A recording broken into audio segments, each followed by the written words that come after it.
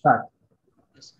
नमस्कार मित्रांनो, सुपर 30 औरंगाबाद आयोजित आजच्या या विशेष सेशन मध्ये मी आपल्या सर्वांचं हार्दिक हार्दिक स्वागत करतो.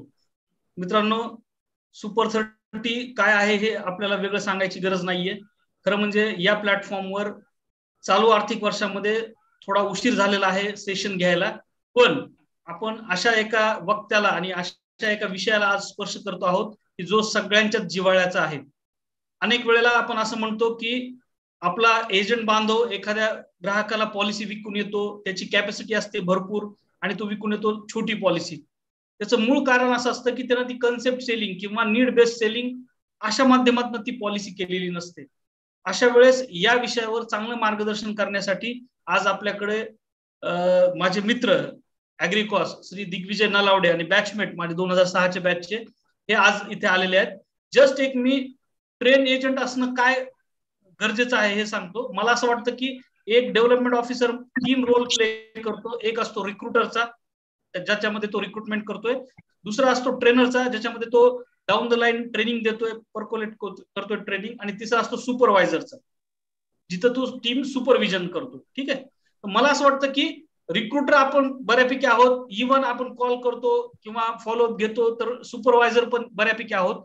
पण अनेक वेळेला आपण ट्रेनिंग देण्यामध्ये, क्वालिटी ट्रेनिंग देण्यामध्ये कमी पडतो आणि इथेच खरा डिफरन्स राहतो.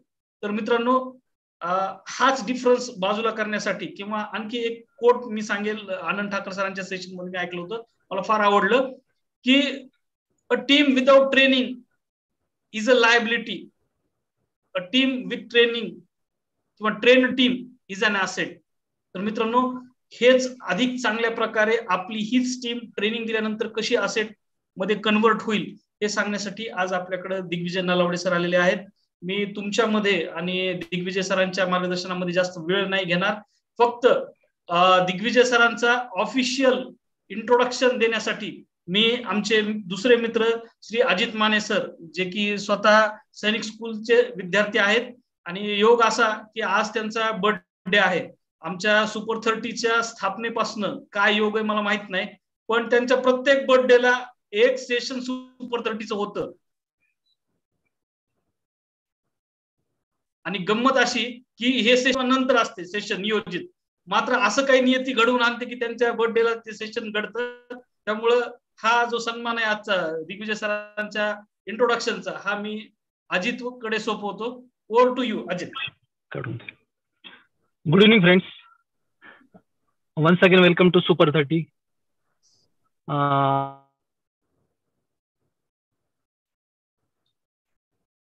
Volume.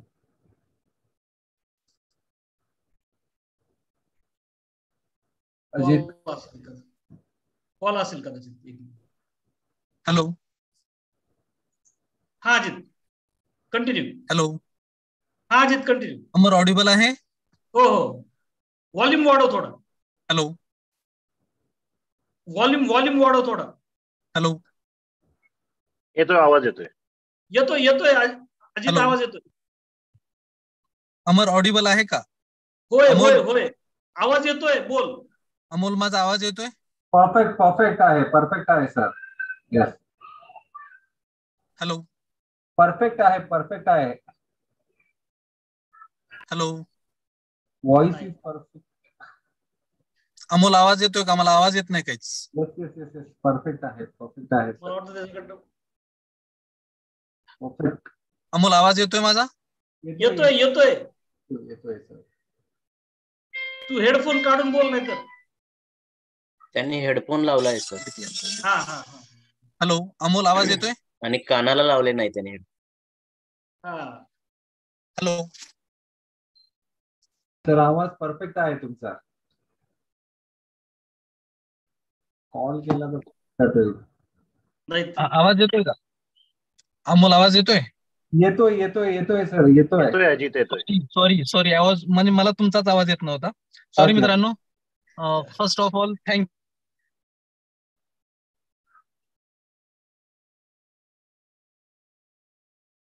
मोबाईल वर कनेक्ट असल्यामुळे कॉलिंग येत असेल मध्ये.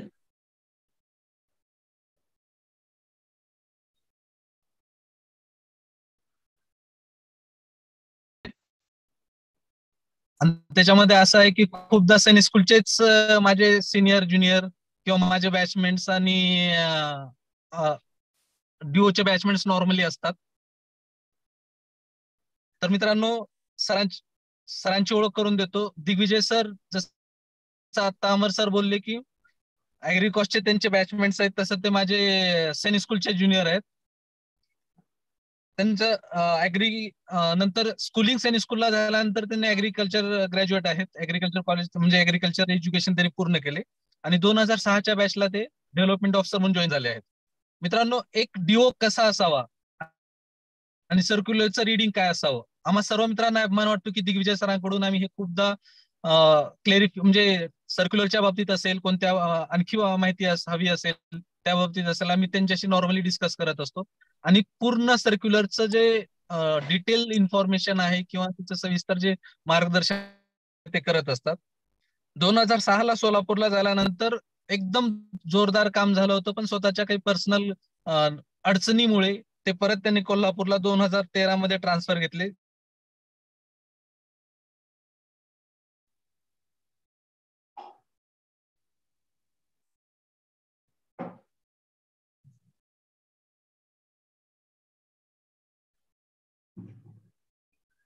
त्यांच्याकडे आहे सध्या. मी परवा त्यांना माझ्या युनिट मीटिंगला बोलवलं होतं मित्रांनो, आणि ज्या पद्धतीनं त्यांनी मार्गदर्शन केलं, माझे एजंट्स इतके म्हणजे आजही माझे एजंट्स खूप जण असतील, आमचे अंबेजोगाईचे लातूरचे एजंट्स खूप असतील याच्यामध्ये. तर खूप जणांचं म्हणणं असं आलं की सर, आतापर्यंत आम्ही जे ट्रेनिंग घेतलं त्याच्यापैकी सगळ्यात चांगलं ट्रेनिंग झालेलं दिग्विजय सरांचं.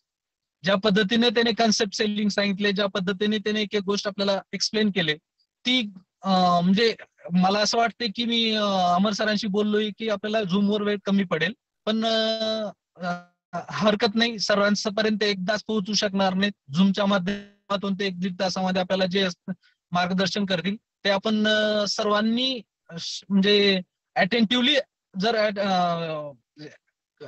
जर सामील झालो याच्यामध्ये, आपण सगळ्या गोष्टी शिकून घेतल्या, तर मित्रांनो या गोष्टीचा सर्वांनाच आपल्याला फायदा पडेल. जास्त काही इंट्रोडक्शन देत नाही. He is the man. Most of the times we go for some of the information in LIC policies as well as circulars. So I invite Digvijay Nalawade sir for the further session. Thank you. Yes. Digvijay sir, आपलं dais आता आपलं आहे. मित्रांनो, जसं अजितने introduce केलं की techno-savvy माणूस आहे, त्याचबरोबर सर्क्युलरची थरो रिडिंग आहे, कन्सेप्ट क्लिअरिटी जबरदस्त आहे. तर आता मी बोलण्याच्या ऐवजी तुम्ही आता लगेच ही गोष्ट अनुभवू शकाल. त्यामुळं मी डायस दिग्विजय सरांना सुपूर्द करतो. Yes, over to you Digvijay sir. Yes Amar, thank you Ajit. मी सर्वात पहिल्यांदा सुपर 30चे आभार मानतो की एवढ्या मोठ्या प्लॅटफॉर्मवर नीड बेस्ड सेलिंग, बेसिकली असं होतं की पूर्वी private companies need based selling विकायचे आणि आपण प्लॅन विकायचो, आणि आता आपण प्लॅन विकण्याऐवजी आपण नीड बेस्ड सेलिंग कडे वळलोय आणि प्रायव्हेट वाले प्लॅन विकतात. आणि नीड बेस्ड सेलिंग विकणं हे मला वाटतं आज काळाची गरज आहे, कारण का या प्रश्नाचं आपल्याला उत्तर देता आलं पाहिजे. आणि या अनुषंगानंच मी माझं बुकलेट एक कंपायलेशन तयार केलं होतं. मी ऍग्रिकल्चरचा ग्रॅज्युएट आहे. ऍग्रिकल्चर मध्ये एक महत्वाचा विषय असतो ऍग्रिकल्चर एक्सटेन्शन. माझा सगळ्यात आवडता विषय होता तो ऍग्रिकल्चर एक्सटेन्शन. कारण असं आहे की ऍग्रिकल्चर एक्सटेन्शनची डेफिनेशनच आहे, it is a 2 way process. म्हणजे मी बोललो तर कम्युनिकेशन झाल्यानंतर समोरच्यानं उत्तर दिलं पाहिजे. आणि माझं सेशन देखील नॉर्मली असेच राहतात की it is a 2 way process. काही प्रश्न एजंटांना विचारले जातात आणि मग त्याचे उत्तर आल्यानंतर एजंटांना कळतं की येस, हे प्रश्न विचारायचे आहेत. पण एनिवे, आजचा सेशन आहे की हा डिजिटल प्लॅटफॉर्मच असं आहे जिथं आपण 2 वे कम्युनिकेशन नाही ठेवू शकत, कॅओस होतो. म्हणून आपण काही प्रश्नच फक्त 2 वे कम्युनिकेशन मधून घेणार आहे. बाकी सगळे प्रश्न त्या थेरीज आहेत त्या मी सांगत जाईन. बऱ्यापैकी कॅल्क्युलेशनचा पार्ट हा 1 to 1 असताना ज्यादा चांगला सांगितला जातो, त्यामुळे कॅल्क्युलेशनचे पार्ट पण मी थोडे कमी करेन आणि सिम्प्लिफाईड पद्धतीने कसे सांगता येतील ते मी सांगेन. चला तर मित्रांनो, आज सुरू करू आपण. माझी फक्त स्क्रीन शेअर होते का मला सांगा सर.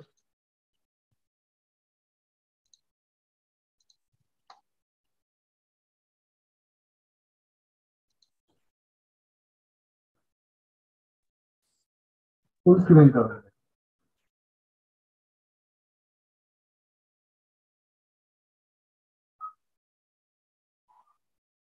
परफेक्ट.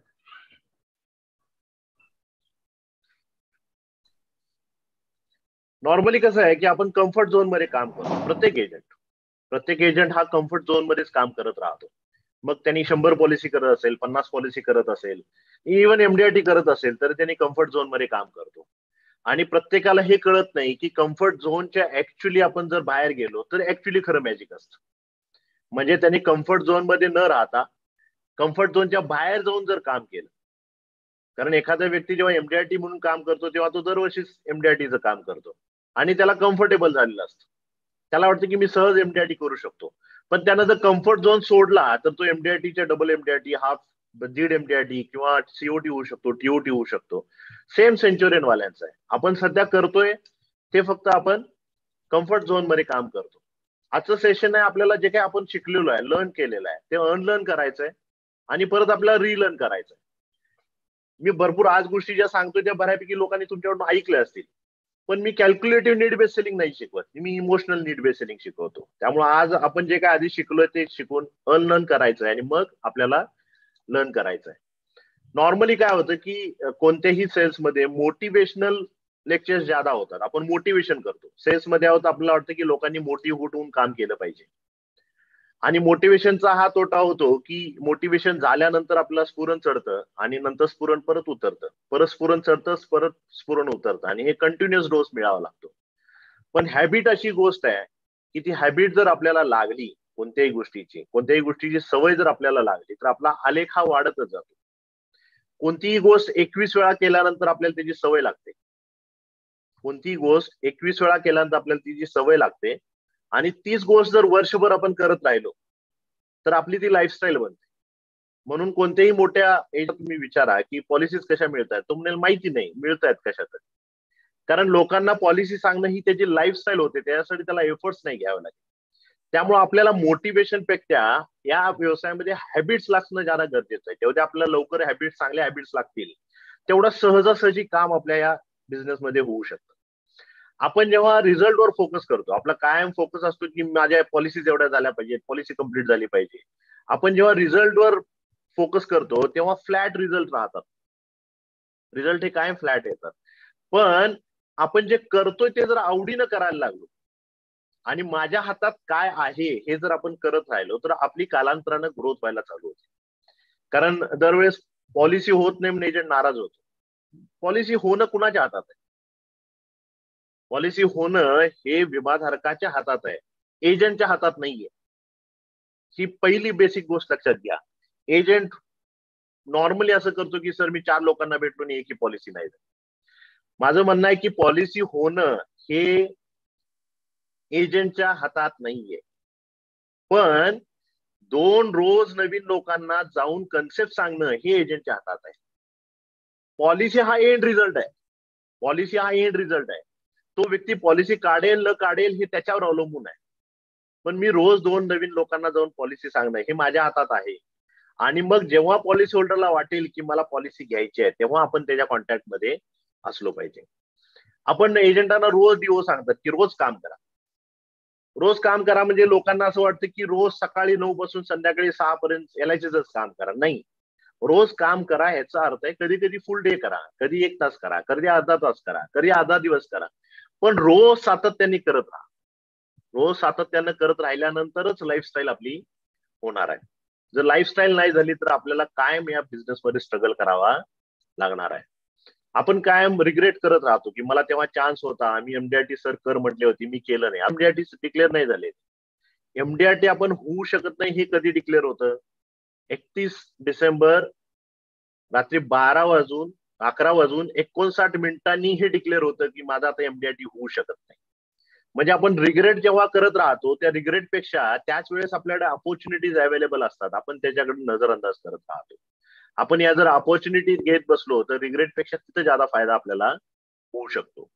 सक्सेसफुल लोक झाल्याना लोक म्हणतात की काय लकी गाय, यांना तो डीओ आहे म्हणून त्यांनी सक्सेसफुल झाले, किंवा हे ब्रँचला आहेत, त्या ब्रँचला आहेत, या सिटीमध्ये आहेत, त्या सिटीमध्ये आहेत. हे लोकांचा भ्रम आहे. कुणीच लकी नसतं. त्यानं घेतलेलं हार्डवर्क आणि कन्सिस्टन्सी महत्वाची असते आणि त्या हार्डवर्क आणि कन्सिस्टन्सीवरच तो व्यक्ती सक्सेसफुल बनत असतो. लोकांना सक्सेस असं दिसतं, फक्त आईसबर्गचं टोक दिसतं, पण त्याच्या खाली त्याला देखील भरपूर लोकांनी नाही म्हटलेलं असतं. भरपूर तासाचा हार्डवर्क असतं. एकाच पार्टीला 5-5, 6-6, 7-6 वेळा भेटलेलं असतं. ऑलमोस्ट भरपूर वेळा असं म्हटलं असतं की आपण आता या पार्टीची काही पॉलिसी होत नाही, नको भेटायला, किंवा MDRTचं आपलं काम होत नाही म्हणून झोपा लागलेलं नसतात, किंवा सरांचा रोज फोन येत असतो कधी करणार आहे. सेंच्युरी होत असेल तर 10 लोकांना सांगितलं असतं की पॉलिसी होत नसते, झोप लागत नाही. आणि जेव्हा कम्प्लीट होतं तेव्हा ऍक्च्युअली सगळ्यांना ती सक्सेस दिसते. म्हणजे जेव्हा सक्सेस छोटं दिसतं आपल्याला, त्याच्या मागे खूप मोठं काम त्याच्या पाठीमागे एजंटचं किंवा कुणाचंही राहतं. प्रत्येक गोष्टी स्टेप वाईज होते. म्हणजे प्रत्येक गोष्ट एक एक पायरी चढल्यानं आपण पायऱ्या चढतो, किंवा एक एक ब्रिकने एक घर बनतं, किंवा थेंबे थेंबे तळे साचे. त्यामुळे आपल्याला कोणतीही गोष्ट एकदम होणार नाहीये. 25 नावांची लोकांची नावं काढली, प्रत्येकाकडून एक एक प्रीमियम म्हणला तर MDRT होऊ शकतं. हे पेपरवर होऊ शकतं, ऍक्च्युअली प्रॅक्टिकली कधी होऊ शकत नाही. त्यामुळे 1 रुपयापासून ते 25 लाखापर्यंत एक एक रुपया आपण जमवत गेलो तर आपण सहज MDRT होऊ शकतो. आपण फेल्युअर तेव्हाच होतं की आपण किती लोकांना भेटलो याच्यावर. 2 लोक आपल्याला नाही म्हटले म्हणजे आपण फेल्युअर नाहीये. किती लोकांना भेटल्यानंतर त्याचे लोक आपल्याला नाही म्हटले याच्यावर फेल्युअर डिपेंड करतं, ना की किती लोक नाही म्हटले. मी जर 5 लोकांना भेटलो आणि 5 लोक मला नाही म्हटले तर माझं फेल्युअर नाही येते. भरपूर एजंट सांगतात सर मी सगळ्यांना भेटलो पण पॉलिसीज माझ्या झाल्या नाही, कारण भेटलोच 5 लोकांना. आपण 100 लोकांना भेटल्यानंतर जर 5 लोक नाही म्हटले तर उरलेले 95 लोक आपल्याला होय म्हटलेले आहेत. त्यामुळे आपलं फेल्युअर हे किती लोकांनी नाही म्हटलं याच्यावर डिपेंड राहत नाही, आपण किती लोकांना भेटलो याच्यावर डिपेंड राहत. कोणतीही गोष्ट सुरू करण्याच्या आधी आपल्याला खूप मोठी स्टेप आहे असं वाटतं, पण एकदा का आपण स्टेप ती चढलो, एक स्टेप, आणि रोज तशा स्टेप चढत राहिलो तर आपल्याला कधी कळत पण नाही की आपण एवढ्या वर कसं काय केलं. आपण जेव्हा वळून बघतो, मी आता जे सेंच्युरी करतात असं नाही की डायरेक्टली 100वी पॉलिसी होती, आधी पहिली पॉलिसी करावी लागते, मग कुठं 100व्या पॉलिसीला एंड येतो. म्हणजेच आपण रोज एक गोष्ट नियमितपणे करत गेलो तर आपल्याला सक्सेस मिळणं सोपं राहतं. प्रॉब्लेम्स आपले खूप छोटे राहतात पण ते आपण मोठे करून बघतो. ब्रँचमध्ये हा प्रॉब्लेम आहे, तो प्रॉब्लेम आहे, आपण कंप्लेंट करत राहतो. कंप्लेंट जेवढे करू तेवढा प्रॉब्लेम आपल्याला मोठा वाटत राहतो, आणि आपण कंप्लेंट न करता या प्रॉब्लेमचं सोल्युशन मी नाही काढू शकत, कोणी देऊ शकेल का. एजंटांच्या बाबतीत हा खूप चांगला फायदा आहे की त्याचं सोल्युशन काढणारे 2-3 लोक आहेत. एक तर DO समोर बसलेला आहे, ब्रँच मॅनेजर आहे, असिस्टंट ब्रँच मॅनेजर आहेत. त्यामुळे एजंटचं काम प्रॉब्लेम सॉल्व्ह करणं नाहीच आहे. एजंटचं काम लोकांना 2 नवीन जाऊन कन्सेप्ट सांगणं आहे. एजंटचं काम हे प्रॉब्लेमचं सोल्युशन बघणं नाही. आपण कोणतीही गोष्ट सुरू करण्यासाठी जेवढा वेळ विचार करण्यात घालवतो त्याच्यापेक्षा ती सुरू करण्यासाठी आपल्याला वेळ लागतो, कमी वेळ लागतो. म्हणजे ही गोष्ट सुरू करू का नको, सरांनी मला सांगितलं की आता तू MDRT होऊ शकतो, मग सरांना हो म्हणू की नाही म्हणू. होय म्हणलो तर सरांनी सांगितले सगळे मला कन्सेप्ट करावे लागतील, लोकांना भेटावं लागेल, मिटिंग अटेंड करावे लागतील. पण हे करण्यापेक्षा आपण जर ऍक्च्युअली ती गोष्ट सुरुवात केली तर होते की नाही आपल्याला कळून जाईल. त्यामुळे आपण कोणती तरी गोष्ट सुरू करण्यासाठी जेवढा वेळ लागतो, विचार करण्यासाठी वेळ लागतो, त्यापेक्षा सुरू करण्यासाठी वेळ कमी लागतो. आपण कोणतीही गोष्ट करताना करू की नको आपल्याला करायची असते, पण जर डायरेक्ट केली तर ती डायरेक्ट होते. जसं आपल्याला पॉलिसी कुणाला ती समजावून सांगायची आहे किंवा कन्सेप्ट कुणाला जाऊन सांगायचा आहे, आपण काय होतो याला सांगू का नको, याचा मूड चांगला आहे की नाही माहित नाही, पॉलिसी होईल की नाही माहित नाही, असा आपण विचार करत बसतो. आणि मग DOनी किंवा कुठून तरी डट्टा लागला तर आपण भीत जातो आणि सांगतो. आपण भीत सांगितलेली गोष्ट ही आपण भीतच करतो, पण आपण बिंदासपणे जाऊन जर त्याला सांगितली तर ती गोष्ट बिंदासपणे होते. कोणत्याही व्यक्तीला आपण जर कॅनव्हासिंग केलेलं नसेल तर ती गोष्ट आपल्याकडे नाहीच आहे. मग आपण त्याच्याकडे गेल्यानंतर त्यानं जर त्या नाहीला जर होकार दिला तर ती गोष्ट आपल्याकडे असेल, आणि त्यानं नाही म्हणलं तर तशी आपल्याकडे ती नव्हतीच.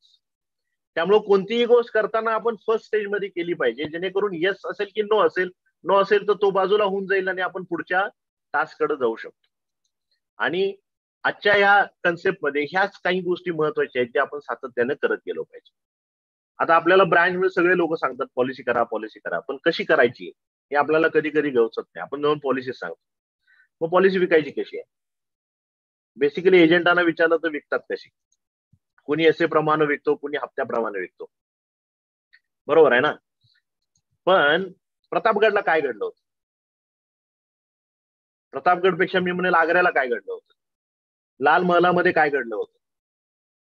प्रतापगडचं जर आपण बघितलं तर प्रतापगडला आपल्याला एवढंच माहिती आहे का, महाराज गडावरून आले, शामियान्यात गेले, अफजल खानाचा वध केला, महाराज बाहेर आले आणि गडावर गेले. एवढाच घडला होता का प्रसंग? 100% नाही. जेव्हा महाराजांना पहिली बातमी आली की अफजल खान आपल्याकडे चालून येणार आहे, अफजल खान म्हणजे खूप मोठा सरदार होता त्यावेळेस, तेव्हा शिवाजी महाराजांनी तेव्हाच रणनीती चालू केली की आपल्याला याच्यावर काय करता येईल. महाराज तेव्हा राजगडावर होते. महाराजांना माहिती होतं की राजगडावर आपण हा मुकाबला नाही करू शकत. म्हणून महाराज राजगडावरून नवीन बांधलेल्या प्रतापगडावर गेले आणि प्रतापगडावर त्यांना तुळजापूर मार्गे परत त्यांना जावळीत यावं लागलं अफजल खानाला. कारण महाराजांना माहिती होतं की जावळीत अफजल खान हा पूर्वी सेनापती म्हणून राहिला होता, सरदार राहिला होता जावळीत. त्यामुळे तो ओव्हर कॉन्फिडन्स मध्ये होता. म्हणून तो जावळीत आला. जावळीतून महाराजांनी त्याला पायथ्याला यायला लावलं गडाच्या, आणि पायथ्याला आल्यानंतर मग हा सगळा प्रकार घडला. आणि हे सर्व नियोजन करण्यासाठी महाराजांनी 4 महिने घालवले. म्हणजे एवढा थोर पुरुष, एवढे पराक्रमी असताना देखील त्यांना प्रतापगडात जो घटना घडली ते घडवण्यासाठी 4 महिने प्लॅनिंग आणि आर्थिक परिश्रम घ्यावा लागला. आणि आपण काय करतो, पॉलिसी होल्डरकडे पॉलिसी काढायची म्हटल्यानंतर आपण नाव काढतो त्याचं, त्याला फोन करतो, मला तुम्हाला भेटायचं आहे पॉलिसी संदर्भात, जाऊन भेटतो, पॉलिसी सांगतो आणि अपेक्षा करतो की त्याने लगेच आपल्याला चेक द्यावा. असं होणं पॉसिबल नाहीये. त्याची एक प्रोसेस आहे ज्याला आपण सेलिंग प्रोसेस म्हणतो. आपल्याला कोणत्याही व्यक्तीला पॉलिसी देण्याच्या आधी त्याच्याशी विश्वास संपादन करावं लागेल, त्याच्याशी आपल्याला रिलेशन डेव्हलप करावं लागेल. कारण कोणीही व्यक्ती आपल्याला त्याच्या घरी पॉलिसी सांगण्यासाठी किंवा विमा सांगण्यासाठी बोलवतो ह्याच्यासाठी की त्याचा आणि आपलं रिलेशन असतं. अनोळखू कोणीही व्यक्ती आपल्याला त्याच्या घरी पॉलिसी सांगण्यासाठी बोलवत नाही. एक रिलेशन असलेला व्यक्तीच आपल्याला त्याच्या घरी, म्हणजेच इन्शुरन्स हा रिलेशनशिप मार्केटिंग आहे. जर रिलेशन तुमचं समोरच्याशी चांगलं असेल तर सेल पटकन होतो. मग प्रतापगड म्हणजे माझ्या LICच्या बाबतीत काय आहे, तर सेलिंग प्रोसेसमध्ये आधी मी त्या व्यक्तीचं नाव काढलं पाहिजे ज्याला मला पॉलिसी सांगायची आहे. नाव काढल्यानंतर मला त्याच्याशी कसा संपर्क आणि कसा चांगल्या प्रकारे रिलेशन ठेवता येईल हे पाहिलं पाहिजे. आणि आपण तो जर व्यक्ती पहिल्याच वेळेस असेल, LIC इन्शुरन्स संदर्भात सर्व्हिसिंग मध्ये आला नसेल, तर त्यानं एक प्रश्न विचारण्याची आपण वाट बघितली पाहिजे की तुम्ही काय करता. ज्या क्षणाला आपला नवीन कस्टमर आपल्याला विचारतो तुम्ही काय करता, तेव्हा ती पॉलिसी झाली असे समजायची. कारण आपण स्वतःहून त्याला सांगितलेलं नाही मी LIC एजंट आहे. आपण जो स्वतःहून LIC एजंट सांगितलं तर त्या डोक्यात येतं की आपण पॉलिसीमध्ये पैसे कट करायला आला, 100% मला पॉलिसी विकून जाणार. पण जेव्हा तो विचारतो तू काय करतो, तेव्हा आपण जर सांगितलं की मी LICचं काम करतो आणि आर्थिक नियोजन करून देतो, तेव्हा तो स्वतः जे काही LICचे प्रॉब्लेम असेल तो आपल्याला सांगायला चालू करतो. माझी पॉलिसी आहे, बंद होते का, ह्याची व्हॅल्यू किती आहे. म्हणजे ह्या प्रोसेस मधून आपण जर गेलो सेलिंग प्रोसेस मधून, तर मग तो आपल्याला इझिली त्याच्या घरी इन्व्हाइट करतो पॉलिसी सांगण्यासाठी. आता पॉलिसी सांगण्यासाठी म्हणजे नेमकं काय करायचं आपल्याला, त्याला गरज कोणाची, या सगळ्यात बेसिक प्रश्नाचं उत्तर आपल्याला देता आलं पाहिजे. मी बऱ्यापैकी सेशन जिथं करतो तेव्हा एजंटांना जेव्हा विचारतो की गरज कुणाची सांगा, पॉलिसी होणं किंवा विमा घेणं ही गरज कुणाची आहे, मला 95% उत्तर एजंट देतात, 95% का ऑलमोस्ट 100% उत्तर देतात की विमाधारकाची गरज आहे. विमाधारकाची कशी गरज आहे? अर्थात आहे, पण त्याचीच गरज नाहीये. कारण त्यानं जर पॉलिसी घेतली नाही, त्याचा मृत्यू झाला, तर त्या पत्नीला माहिती की आपल्याला जगायचंच आहे, ती कुठेतरी नोकरी करेल, काहीतरी व्यवसाय करेल, काहीतरी करेल आणि तिचा उदरनिर्वाह करेल. पण ऍज अ एजंट म्हणून आपली एकही पॉलिसी झाली नाही तर आपण एजंट म्हणून राहू का? आपल्याला 1 रुपयाचं कमिशन मिळालं नाही तर आपण एजंट म्हणून राहू का? मग गरज कुणाची आहे, विमाधारकाची आहे, LICची आहे की आपली आहे? हे प्रत्येक एजंटनं मनात साफ करून घेतलं पाहिजे की पॉलिसी होणं ही एजंटाची गरज आहे. आणि आपण सांगत नाही तोंडातून, पण आपण जेव्हा जेव्हा विमाधारकाच्या घरी जातो तेव्हा त्याला आपण जाणीव करून देतो, भाऊ गरज माझी आहे, माझं MTIT व्हायचं, एक पॉलिसी दे, माझे 100 पॉलिसी व्हायची आहेत, माझं टार्गेट व्हायचंय, माझ्या 50 पॉलिसी व्हायचे, मला पॉलिसी दे. मग गरज कोणाची? आपली 100% गरज आहे. पण पॉलिसी होल्डरला जर आपण आपली गरज दाखवली तर तो देताना पॉलिसी कशी देतो? आपल्यावर उपकार करतो अशा भावनेनं देतो. पण जर आपण त्याची गरज निर्माण करू शकलो तर, तीच पॉलिसी का घेतली पाहिजे ही जर गरज आपण समोरच्याची निर्माण केली तर तो मग सहजासहजी आपल्याला पॉलिसी सहजपणे देतो. आणि बघाल की तुम्ही तो मोठी पॉलिसी देतो. मग सगळ्यात महत्वाचा प्रश्न काय की त्याची गरज कशी निर्माण करायची. त्याची गरज निर्माण म्हणजे मी का विमा घेतला पाहिजे, या सोप्या प्रश्नाचं जर उत्तर आपल्याला त्याला देता आलं तर त्याची गरज निर्माण होऊ शकते. म्हणजे एवढं सोपं आहे की का पॉलिसी घ्यायची. तू एजंट झाला म्हणून घ्यायची, तुझं टार्गेट कम्प्लीट व्हायचंय म्हणून घ्यायचं, का माझ्या फॅमिलीला काहीतरी गरज आहे म्हणून मी पॉलिसी घ्यायची, या काचं उत्तर आपल्याला त्याच्या घरी गेल्यानंतर देता आलं पाहिजे. आता मी जेव्हा कन्सेप्ट बेसिस किंवा त्या का जेव्हा आपण काढतो तेव्हा एक बेसिक आपल्याला माहिती पाहिजे. ऍग्रिकल्चरला हा सब्जेक्ट होता सायकोलॉजी. सायकोलॉजी म्हणजे नॉर्मली आपण ब्रेन प्रमाणे बिहेवियर कसं हे डिस्कस करतो आणि त्या बिहेवियर प्रमाणे समोरच्या व्यक्तीला काय त्याची गरज आहे त्याप्रमाणे सांगतो. आपण जर बेसिक जर बघितला तर आपल्या मेंदूचे 2 भाग असतात, एक उजवा मेंदू आणि एक डावा मेंदू. बेसिकली उजवा मेंदू काय करतो, आपल्या डाव्या बाजूच्या सर्व हालचाली मेंटेन करत असतो आणि डावा मेंदू उजव्या बाजूच्या सर्व अवयवांच्या हालचाली मॅनेज करत असतो. म्हणजे आपलं शरीर हे क्रिस क्रॉस आहे मॅनेज. म्हणजे उजवा मेंदू डावी बाजू सांभाळतो आणि डावा मेंदू उजवी बाजू सांभाळतो. पण याच्या पलीकडे जाऊन पण या मेंदूला 2 कार्य दिले आहेत आपल्या शरीराने. काय कार्य दिलेत, जर तो व्यक्ती लेफ्ट ब्रेन फंक्शन असेल तर तो उजव्या हाताने नॉर्मली लिहितो. म्हणजे उजव्या हाताने जे कोणी लिहितात ते लेफ्ट ब्रेन डॉमिनेटेड असतात. याचा अर्थ त्या लोकांचा राईट ब्रेन ऍक्टिव्ह नसतो असं नसतो. लेफ्ट ब्रेन म्हणजे काय, जे डाव्या मेंदूनी विचार करतात किंवा डाव्या मेंदू प्रमाणे ज्या काय गोष्टी येतात, म्हणजे आपण त्याला गणित घातलं की तो गणित सोडवतो. आपण त्याला सांगितलं की LIC पॉलिसी आहे, एवढे चांगले रिटर्न मिळतात, तो म्हणतो ह्याच्याविषयी एवढे चांगले मिळतात, ह्याच्याविषयी म्युच्युअल फंडात चांगले मिळतात. किंवा तो लॉजिक लावतो, तो म्हणतो आपण त्याला सांगितलं की 15-20 वर्षांत पैसे मिळणार, ते म्हणतो खूप लेट मिळतात, 15 वर्षांत काय करायचंय, मी केल्यानंतर मिळतात. तो रिझनिंग लावतो. म्हणजे आपण जेव्हा जेव्हा त्याला कॅल्क्युलेशन सांगतो त्या कॅल्क्युलेशन मध्ये तो अनालिटिक्स शोधतो, लॉजिक लावतो, त्यानंतर रिझनिंग लावतो, गणित मांडतो.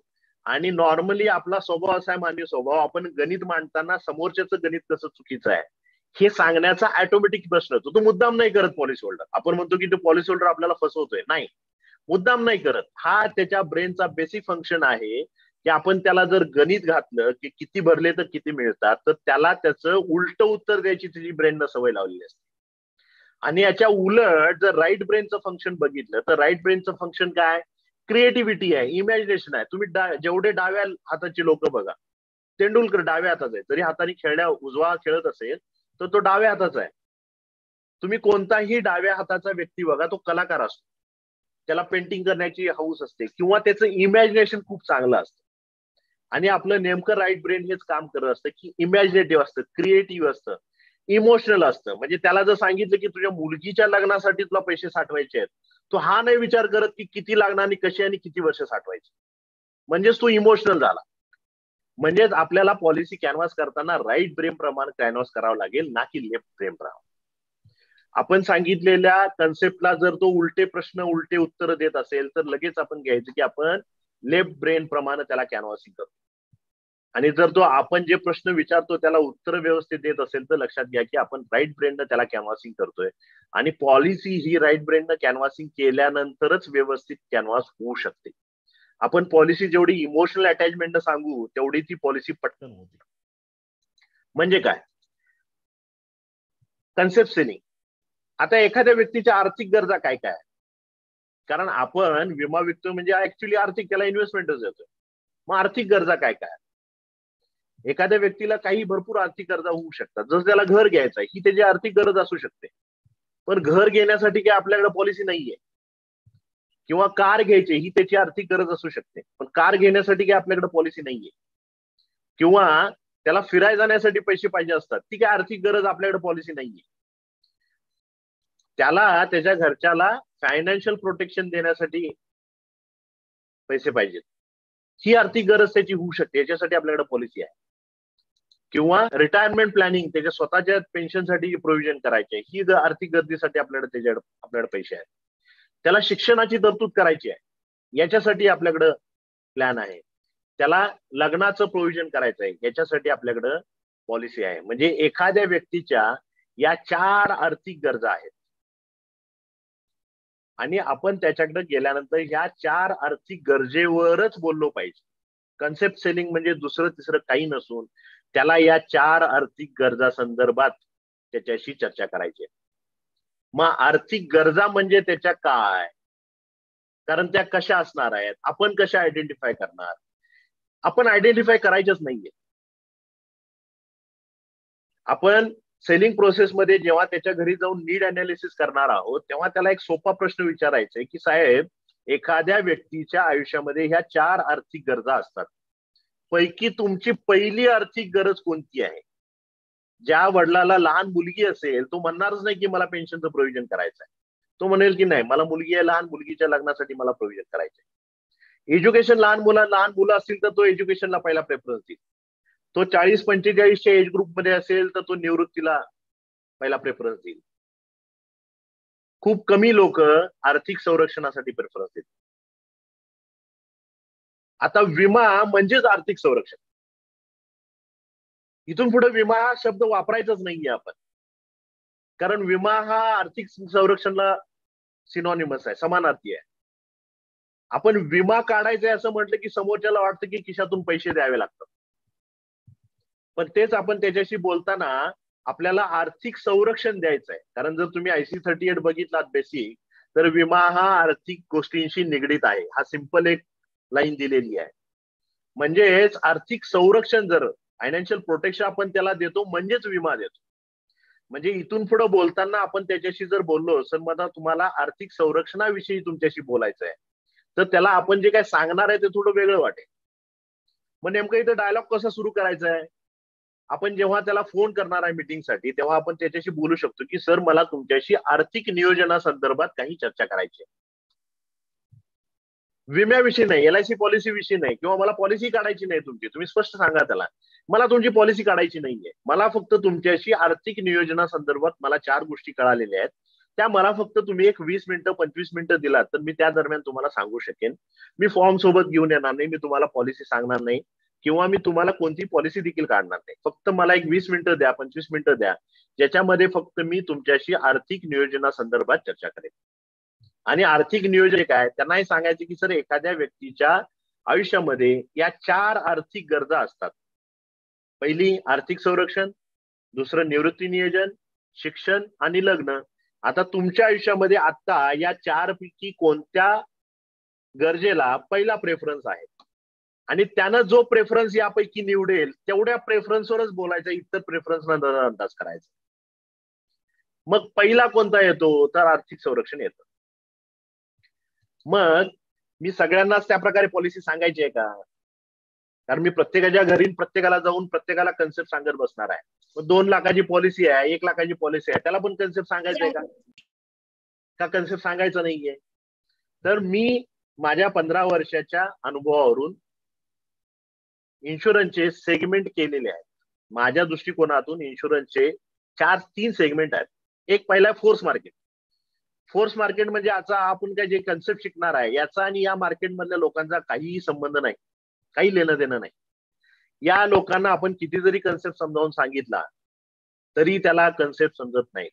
त्याला आपण सांगितलं की भाऊ तुझ्या मुलाच्या लग्नासाठी तुला पैसे साठवायचे आहेत आणि तू पैसे थोडे साठव, किंवा मुलाच्या शिक्षणासाठी पैसे साठवायचे आहेत, आज पैसे नाही साठवलं तर मुलाला कसं शिकवणार, किंवा त्याला सांगितलं तुला भविष्यासाठी पेन्शन पाहिजे, पैसे साठव, तर तो म्हणेल सगळं तू सांगतो रे बरोबर आहे, पण आज माझ्याकडे भरण्यासाठी पैसे नाहीयेत.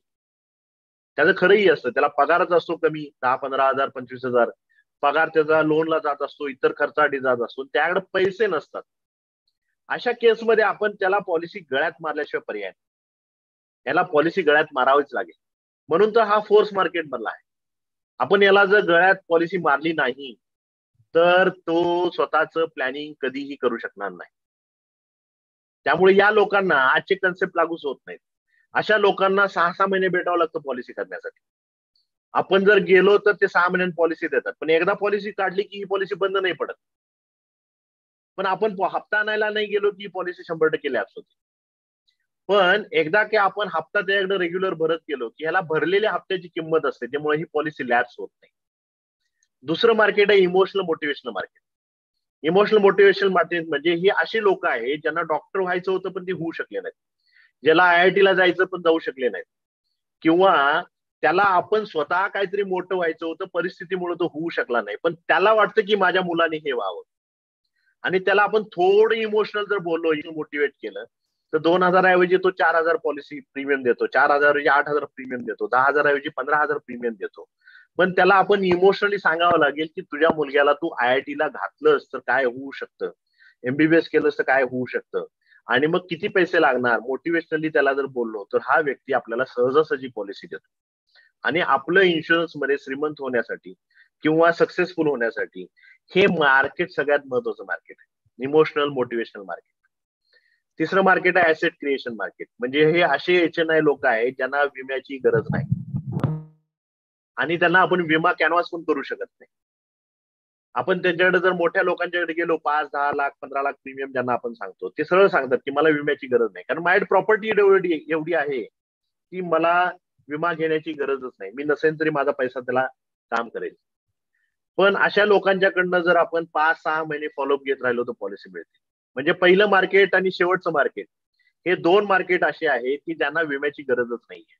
म्हणजे यांच्या मागं लागूनच त्यांना पॉलिसी द्यावी लागेल. पहिल्या व्यक्तीला तुम्ही एजंट आहे म्हणून पॉलिसी घे आणि त्याला गळ्यात पॉलिसी मारणे. त्यांना जर तुम्ही गळ्यात पॉलिसी मारला नाहीत तर त्याला त्याच्या भविष्यासाठी पैसे राहणार नाहीत, मुलगीच्या लग्नासाठी पैसे राहणार नाहीत, शिक्षणासाठी पण पैसे राहणार नाहीत. आणि शेवटचं मार्केट आहे याला आपण गळ्यात पॉलिसी नाही मारू शकत, पण याला आपण इस्टेट कसं क्रिएट होऊ शकतं या पद्धतीने जर आपण व्यवस्थित त्याला इन्शुरन्स समजावून सांगू शकलो, इन्शुरन्स म्हणण्यापेक्षा गुंतवणूक चांगली समजावून सांगू शकलो जसं उमंग आहे, तर हा व्यक्ती सहजासहजी पॉलिसी घेतो. पण पॉलिसी देण्यासाठी किमान 6 महिने लावतो.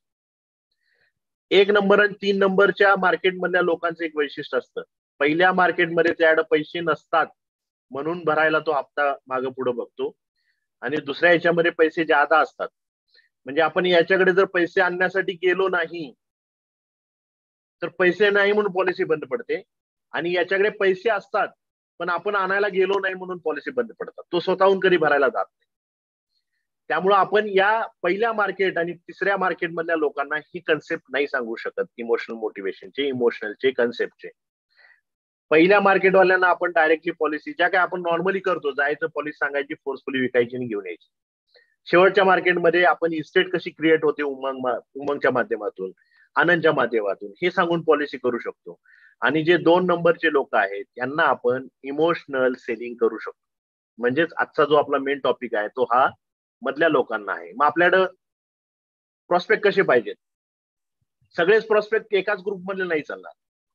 पहिल्या ग्रुप तुमच्याकडे 10 लोकांची नावं असतील तर पहिल्या ग्रुपमध्ये 3 नावं पाहिजेत, इमोशनल मोटिवेशन मधले 6 लोकांची नावं पाहिजेत आणि इस्टेट क्रिएशन मार्केट मध्ये 1 पाहिजे. म्हणजे तुमच्याकडे 100 लोकांची जर नावं असतील तर तुमचे 30 प्रॉस्पेक्ट हे इमोशनल फोर्स मार्केट मधले पाहिजेत, 60 लोकांची नावं ही इमोशनल मोटिवेशन मार्केट मध्ये पाहिजेत आणि 10 लोकांची नावं तुमची इस्टेट क्रिएशन मध्ये पाहिजे.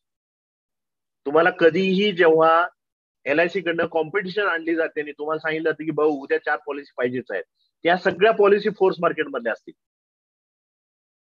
ज्या व्यक्तीने तुम्हाला सांगितलं की मी 15 लाखाची 20 लाखाची पॉलिसी करतो पण पुढच्या महिन्यात घे, त्याला फोर्स नाही करायचा. नाहीतर तो एक काम करा, आता छोटी काढ मग नंतर मोठी काढू, मोठी पॉलिसी मग नंतर कधी होत नाही. त्यामुळं इमोशनल मोटिवेशन मार्केटला फोर्स नाही करायचं. आणि इस्टेट क्रिएशन वाल्यांना आपण सांगून समजावून सांगू शकतो, तो 8-10 लाख प्रीमियम देतो, पण याच लोकांच्या मागे आपण जर बसलो तर वर्षभर आपला बिझनेस होत नाही, कारण हे देतीलच का नाही हे अनप्रेडिक्टेबल आहे.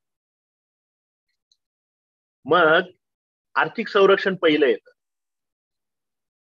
मग एका कुटुंबामध्ये पती, पत्नी आणि मुलं असतात. मग आर्थिक संरक्षण म्हणजे रिस्क कोणाची? अमोल, मला या प्रश्नाचं उत्तर देऊ देत. रिस्क कोणाची? माझं ज्यांनी सेशन केलेलं आहे त्यांनी सुरुवातीला उत्तर देऊ नये. ज्यांनी माझ्याबरोबर सेशन केलेलं आहे, माझं सेशन अटेंड केलंय, त्यांनी सुरुवातीला उत्तर देऊ नये. मला फक्त एवढंच सांगावं की एका कुटुंबामध्ये बऱ्यापैकी लोकांना माहिती असेल, बऱ्यापैकी लोकांना उत्तर माहिती आहे, पण माझं सेशन ज्यांनी अटेंड केलंय त्यांनी नका द्यायला. झूमवरच्या लोकांनी अनम्यूट होऊन दिलं तर चालेल किंवा चॅटमध्ये दिलं चालेल की रिस्क कोणाची आहे कुटुंबामध्ये. अनम्यूट करू शकता, मी झूम वरती क्लिक केलंय ऑप्शन. सांगा मित्रांनो, रिस्क कोणाची आहे? करू शकता. येस,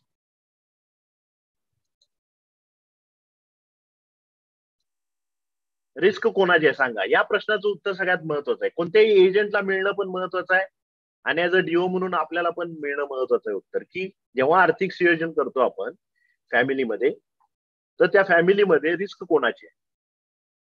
कारण कर्ता पुरुष म्हणजे वडील असतो, पत्नी आणि मुलं, पत्नी आणि मुलांना काही इन्कम नसतं, मग रिस्क कोणाची आहे?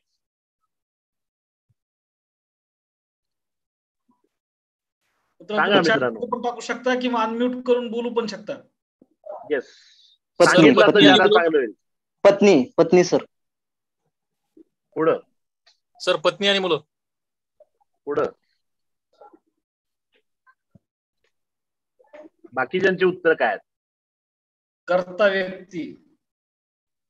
सूर्यकांत नाईक यांचं उत्तर.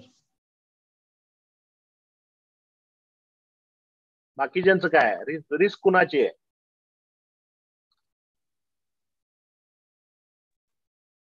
पत्नी रिस्क आणि कुणाची मुलं. आहे? पत्नी आणि मुलं. रिस्क कुणाची आहे?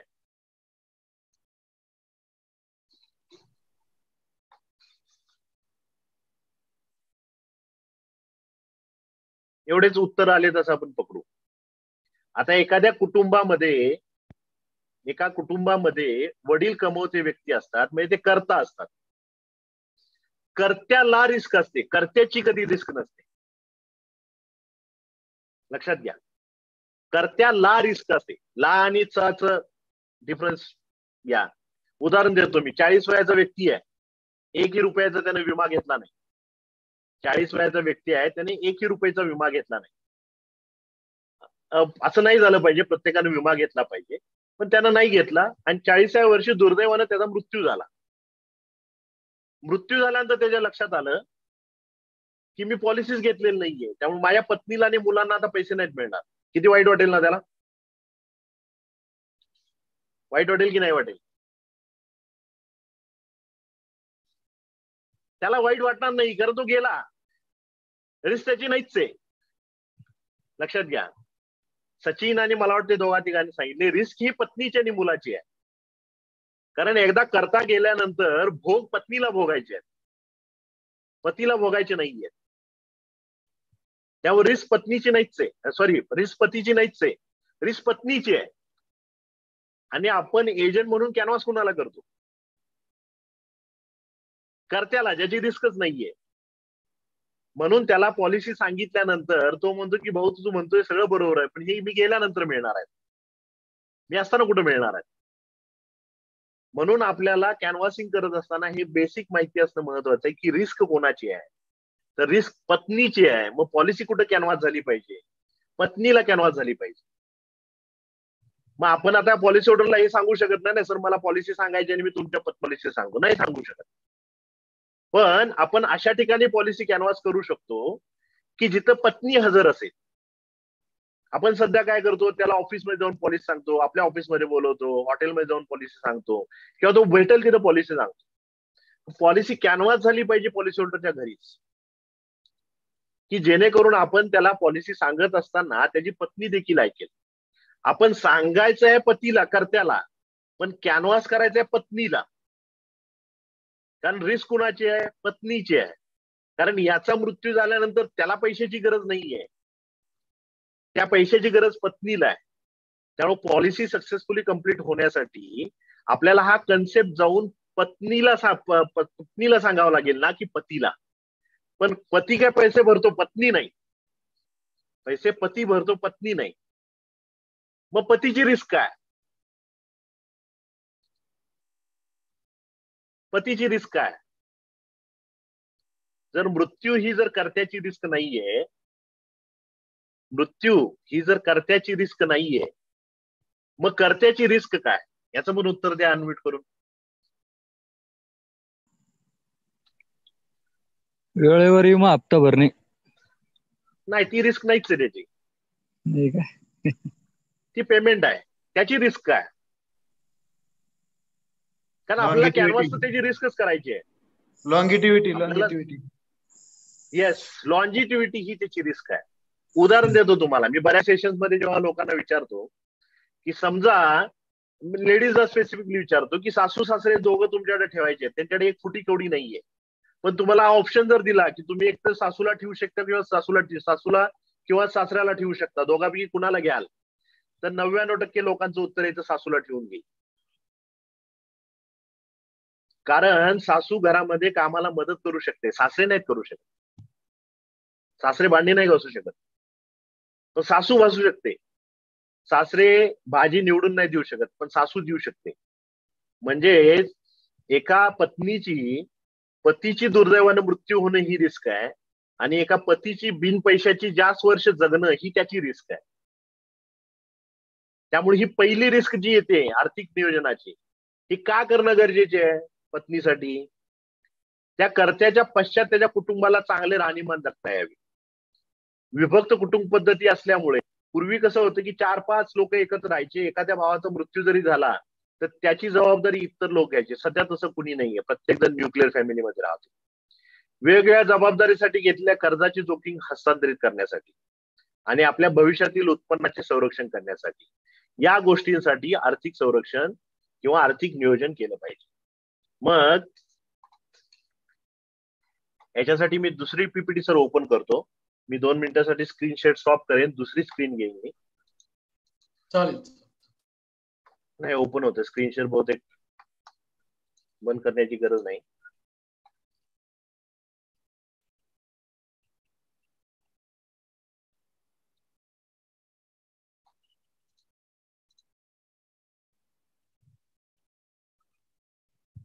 मग पत्नीची रिस्क म्हणजे नेमकी काय? मानवी जीवनाचं मूल्य, ह्युमन लाईफ सिंपल फॉर्म मध्ये. म्हणजे एखाद्या व्यक्तीच्या घरात जर मृत्यू झाला तर श्रीमंत घरात मृत्यू झाला तर जास्त दुःख होतं, आणि गरीब घरामध्ये मृत्यू झाला तर कमी दुःख होतं. असं काय आहे का? नाही, उलट असतं. गरीब घरामध्ये जर मृत्यू झाला तर जास्त दुःख होतं, कारण बघणारा एकच पोशिंदा असतो. श्रीमंत घरामध्ये जर मृत्यू झाला तर त्याला बघणारा पैसा असतो किंवा इतर कोणीतरी राहतो. सर पीपीटी बंद करून स्टार्ट करा. दिसत नाहीये का? नाही, काही ब्लँक येतोय. नाही, सुरुवातचं ब्लँकच आहे. अच्छा, ते ज्या ठिकाणी ते ब्लू लाईन्स आहेत त्या. येस, आता आलंय का? दोन लाईन्स आहेत ब्लू, उभी आणि आडवी. नाही, ते टॉपचं आपलं LICचं हे आहे. ठीक आहे, डन. आता बघा, शेअर झाली. शेअर झाली. एखादा व्यक्ती गरीब असो किंवा श्रीमंत असो, आपण इमोशनली बघितलं तर त्याचे व्हॅल्यू अनलिमिटेड राहते, इन्फिनाइट राहते. श्रीमंत असू दे किंवा गरीब असू दे. पण कुटुंबाच्या दृष्टिकोनातून एक उत्पन्न आधारित किंमत असते, त्याच किमतीची जाणीव त्याला नसते. आणि मी कायम सांगतो की एजंटाचं सगळ्यात महत्वाचं गोष्ट कुठली असेल तर समोरच्या व्यक्तीला जाणीव करून देणे. मृत्यू हा अटळ आहे पण अनिश्चित आहे. किती लोकांना माहिती नाही की आपण रिटायर झाल्यानंतर पैसे लागणार नाहीये? सगळ्यांना माहिती आहे, पण जाणीव करून देणं आपलं काम आहे. किती लोकांना माहिती नाहीये की माझ्या लग्नानंतर मुलीच्या लग्नासाठी पैसे लागणार आहेत, शिक्षणासाठी पैसे लागणार आहेत, पण आपलं जाणीव करून देणं काम आहे.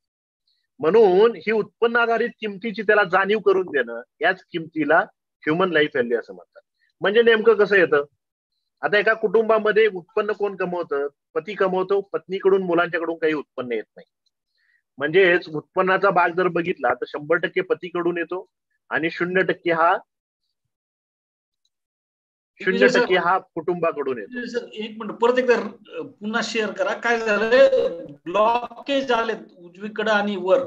अमर सर बोलू का एक मिनिट? हा. ते ऑप्टिमाइज फॉर व्हिडिओ शेअरिंग जे ऑप्शन जे आहे ना ते क्लोज करायला लावा, तर योग्य रीतीने ते व्हिडिओ म्हणजे ती स्लाइड दिसेल. ओके.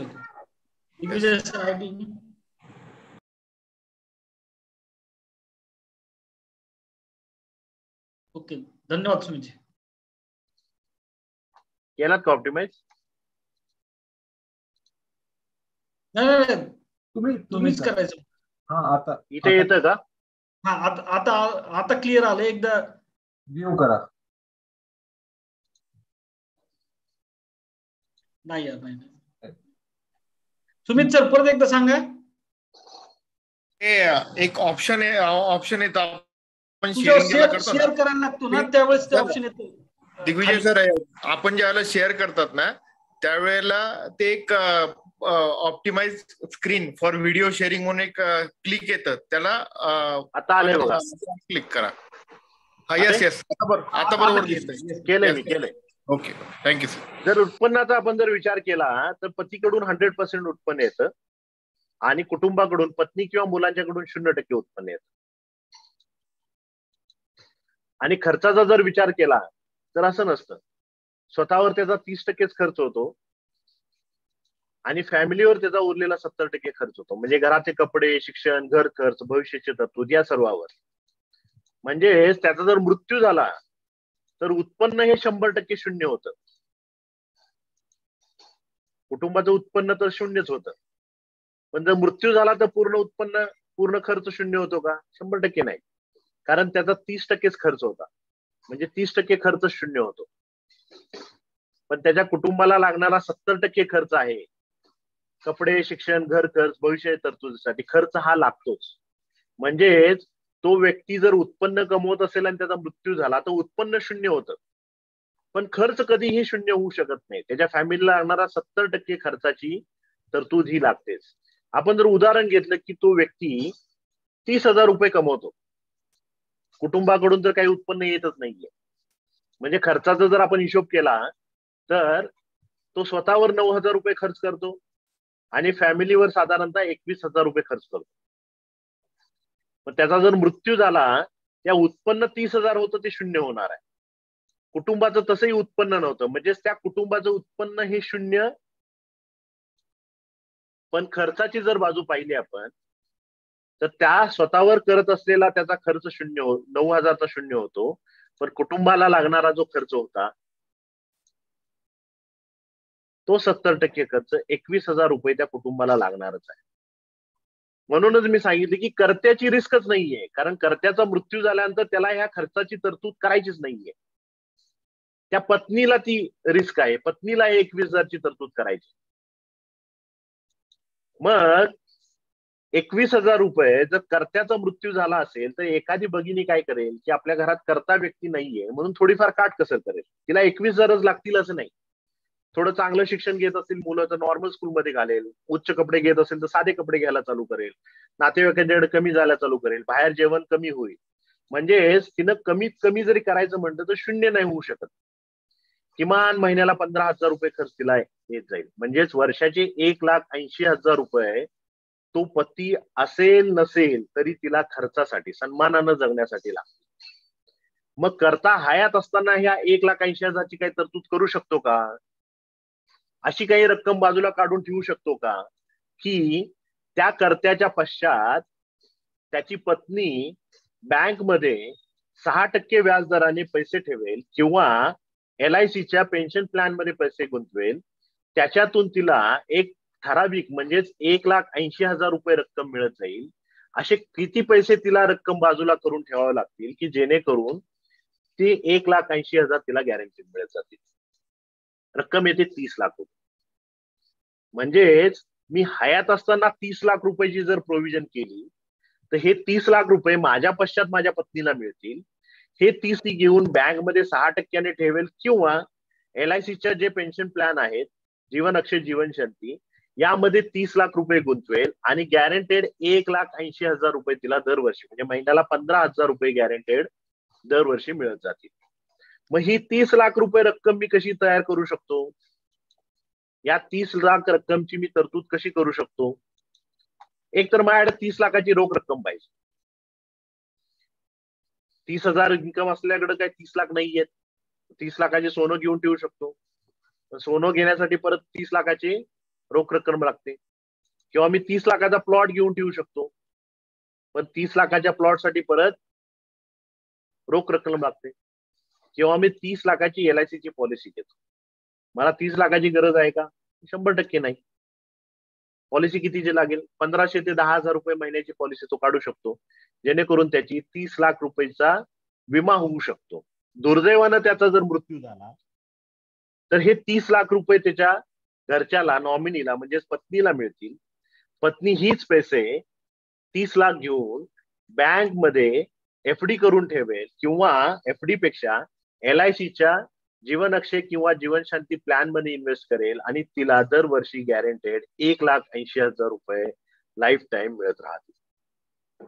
म्हणजेच आपण जर या LICची 30 लाखाची पॉलिसी घेतली तर पत्नीची जी रिस्क आहे ती रिस्क याच्यामध्ये नील होऊ शकते. याच 30 लाखाला त्या व्यक्तीची ह्युमन लाईफ व्हॅल्यू म्हणतात. ही जर आपण ह्युमन लाईफ व्हॅल्यू प्रत्येक व्यक्तीची काढू शकलो तर त्याला किती पैशांची गरज आहे त्याच्या पश्चात, म्हणजेच किती विम्याची गरज आहे, हे याच्यावरून क्लिअर होत जाईल. आता ही झाली पत्नीची रिस्क. पण त्याच्या कुटुंबाला त्याच्या पश्चातच पैशांची गरज भासते का? 100% नाही. मुलांच्या शिक्षणासाठी पैसे आहेत. उदाहरण घ्या की मुलाला 99.99% मार्क पडले, पण शिक्षण घेण्यासाठी ऍडमिशनसाठी पैसेच नाही आहेत. रिस्क कुणाची आहे? वडिलांची आहे. खूप चांगलं स्थळ आलंय पण खर्च करण्यासाठी पैसे नाही आहेत. रिस्क कुणाची आहे? कर्त्याची आहे. आणि स्वतःच्या रिटायरमेंटसाठी जर पैसे साठवले नाही तर आयुष्य कुणावर अवलंबून आहे? दुसऱ्यावर. म्हणजे या 3 रिस्क आहेत या कर्त्याच्या येतात आणि 30 लाख त्याची ह्युमन लाईफ व्हॅल्यू ही पत्नीची रिस्क येते. मग याच्यासाठी आपण पॉलिसी कुठली देऊ शकतो? याच्यासाठी पॉलिसी आपण देऊ शकतो जीवन लक्ष्य. आता तुम्ही विचाराल की जीवन लक्ष्य कशी देता येईल आपल्याला? बरोबर आहे ना? जीवन लक्ष्य जर तुम्ही व्यवस्थित पाहिलात तर कॅल्क्युलेशन करून बघा की जीवन लक्ष्यच्या तुम्ही जर 6 लाखाची पॉलिसी दिली तर त्याला साधारणतः 6 पट ते 7 पट इन्शुरन्स कव्हर मिळतो. जीवन लक्ष्य जर दिली तर 6 पट ते 7 पट इन्शुरन्स कव्हर मिळू शकतो. त्यामुळे आर्थिक संरक्षणासाठी तुम्ही टर्म इन्शुरन्स दरवेळेस द्यायची गरज नाही, तर आपण जीवन लक्ष्य प्लॅन देऊ शकतो. दुसरं नियोजन आहे निवृत्ती नियोजन. उत्तम आरोग्य सेवेमुळे वाढत चालले आयुष्यमान, बंद होत चालली एकत्रित कुटुंब पद्धती. 4-5 भाऊ एकत्र राहायचे. एका भावानं काम जरी नाही केलं तर त्याला उरलेले भाऊ सांभाळ करायचे. आपण जर आज 25 वयाच्या व्यक्तीला जाऊन भेटलो की त्याला सांगितलं की भाऊ तू तुझं आर्थिक नियोजन कर, पेन्शनसाठी काय केलंयस का? तर तो म्हणेल 25 वर्ष तर आहे मला, आता तर नोकरीला लागलोय मी, एवढ्या लवकर पेन्शनची काय गरज आहे, निवृत्तीची काय गरज आहे? 30-35च्या वयात गेल्यानंतर कुटुंबाच्या ऐश्वर्याने देण्यात मिळून जातो. म्हणजे घर गाडी घ्यायची आहे, फिरायला जायचं आहे. 40-45 झाल्यानंतर मुलं हाताखाली येतात. 10वी-12वीचं एज्युकेशन असतं, ऍडमिशन होतात आणि जेव्हा तो 50-55ला जातो तेव्हा त्याला लक्षात येतं की आपण आर्थिक नियोजन केलं नाही. म्हणून आपल्याकडं 45, 46, 47 वयोगटातले जर पॉलिसी होल्डर आले आणि आपण त्यांना जर पॉलिसी सांगितलं तर ते म्हणणार हप्ता खूप जास्त येतो, पैसे कमी मिळतात. कारण त्या व्यक्तीला लेट रिअलाइज झालेलं असतं की आपण पेन्शनची प्रोव्हिजन काहीच केलेली नाही. मग पेन्शनची प्रोव्हिजन का केली पाहिजे? आपल्या आयुष्यात 3 महत्वाचे टप्पे आहेत. पहिला टप्पा आहे तो शिक्षणाचा, पहिल्या 25 पर्यंत. तेव्हा पैसे कुठून येतात, खर्च कुठून होतो, काही विचार करण्याची गरज नाही. दुसरा टप्पा आहे तो 25 पासून 60 पर्यंतचा. आपण जेव्हा नोकरीला लागतो, जॉबला लागतो, आपलं लग्न होतं, तेव्हा कुटुंबाची जबाबदारी राहते, घराची जबाबदारी राहते, कार, घराची, मुलांचे शिक्षण, मुलांचे लग्न, भविष्यासाठी तरतूद, या सर्व जबाबदारी त्याच्या राहतात. आणि 60 नंतर तिसरा टप्पा येतो ज्याच्यामध्ये त्याला उत्पन्न बंद राहतं पण खर्च चालू राहतो. या 25 वर्षासाठी साधारणतः त्यानं 85 वर्षापर्यंत हयात राहिला असं आपण गृहीत जरी धरलं तर या 25 वर्षासाठी लागणारे पैसे त्याला या 35 वर्षामध्ये साठवायचे. जेव्हा उत्पन्न येत असताना त्यानं जर पैसे साठवले नाही तर उत्पन्न बंद असताना कुठूनही पैसे येऊ शकणार नाही. म्हणून त्याने या 25 वर्षाच्या खर्चाची तरतूद या 35 वर्षामधूनच केली पाहिजे. त्याला काही शॉर्टकट नाहीये. मग पैसे किती लागणार? राईस प्लेट खाले न खालेला असा कुणी तुम्हाला व्यक्ती भेटणार नाही. जर आपण साधारणतः 2000चा जर विचार केला तर साधारणतः 50 रुपये तेव्हा राईस प्लेट होती. आता 2022चा जर विचार केला तर कितीला राईस प्लेट मिळते? 200 रुपये, 250 रुपये, 150 रुपये. म्हणजेच जर 20 वर्षामध्ये 50 रुपयेवरून राईस प्लेट जर 200 रुपये झाले आहे म्हणजे 4 पट वाढ झालेली आहे. तर 2020 पासून 2042ला हीच राईस प्लेट किती रुपयाची होईल? 400 रुपयाची, 800 रुपयाची, 600 रुपयाची, किंवा 2050ला किती असेल? 1000 रुपयाची. आपण जर हिशोब केला तर रोजची राईस प्लेटचा जेवढा खर्च येतो, आपण जर घरी किराणा भरत असू तर बघा कॅल्क्युलेशन करून, आपल्याला जेवढा रोजच्या राईस प्लेटचा खर्च येतो तेवढाच आपल्याला सकाळचं नाश्ता, चहा, दुपारचं जेवण, संध्याकाळचा चहा आणि रात्रीचं जेवण, या सगळ्याचा खर्च आपल्याला एका राईस प्लेटमध्ये बसतो. मग मला आज जर 200 रुपयाची राईस प्लेट लागत असेल आणि 20 वर्षांतर 400 रुपयाची राईस प्लेट लागणार असेल, कारण वय झाल्यानंतर थोडा व्यक्ती कमी खातो, मग 400 रुपये रोजचे जर मला खर्च असेल तर 1 महिन्याचा म्हणजे 30 दिवसाचा 12,000 रुपये गॅरंटेड मला आले पाहिजे सन्मानानं जगण्यासाठी. फक्त 2 वेळचं व्यवस्थित खाया मिळण्यासाठी म्हणजे मी या 35 वर्षाच्या टप्प्यामध्ये एवढी तरतूद केली पाहिजे की या 25 वर्षामध्ये दर महिन्याला मला किमान 12,000 रुपये मला गॅरंटेड मिळत जातील. म्हणजेच वर्षाचे 1,44,000 मला गॅरंटेड मिळावे लागतील 60 वयापासून ते 85 वर्षापर्यंत. म्हणजे या मी 25 वर्षामध्ये एवढे पैसे साठवले पाहिजेत की मला गॅरंटेड 60व्या वर्षापासून ते 85 वर्षापर्यंत दर महिन्याला 12,000 म्हणजे वर्षाचे 1,44,000 गॅरंटेड मिळतील. मग सुरुवात कधी करावी लागेल? बऱ्यापैकी लोकांना आपण कॅनव्हास करतो तेव्हा ते म्हणतात की आता नको, नंतर पॉलिसी घेऊ. पण 50 लाखासाठी जर तरतूद करायची जर आपण विचार केला आणि त्या व्यक्तीचं वय 25 असेल तर त्याला फक्त 2300 रुपये भरावे लागतात. त्याने जर फक्त 5 वर्ष डिले केला तर तेच 2300 रुपयाचे 3923 रुपये होतात. अजून 5 वर्ष डिले केला तर 6,596 रुपये होतात. अजून 5 वर्ष डिले जर केला त्यांनी तर 11,900. म्हणजे जेवढे 5 वर्ष त्याने हप्ता भरायचा किंवा पॉलिसी काढण्याचा डिले केला किंवा प्रोव्हिजन करण्याचा डिले केला तर साधारणतः त्याला भराव्या लागणाऱ्या रकमेमध्ये 1.5 वाढ होते तेवढ्याच पैशासाठी. 50 लाखासाठीच 5 वर्ष डिले केल्यानं त्याला 1.5 पैसे जास्त भरावे लागतात.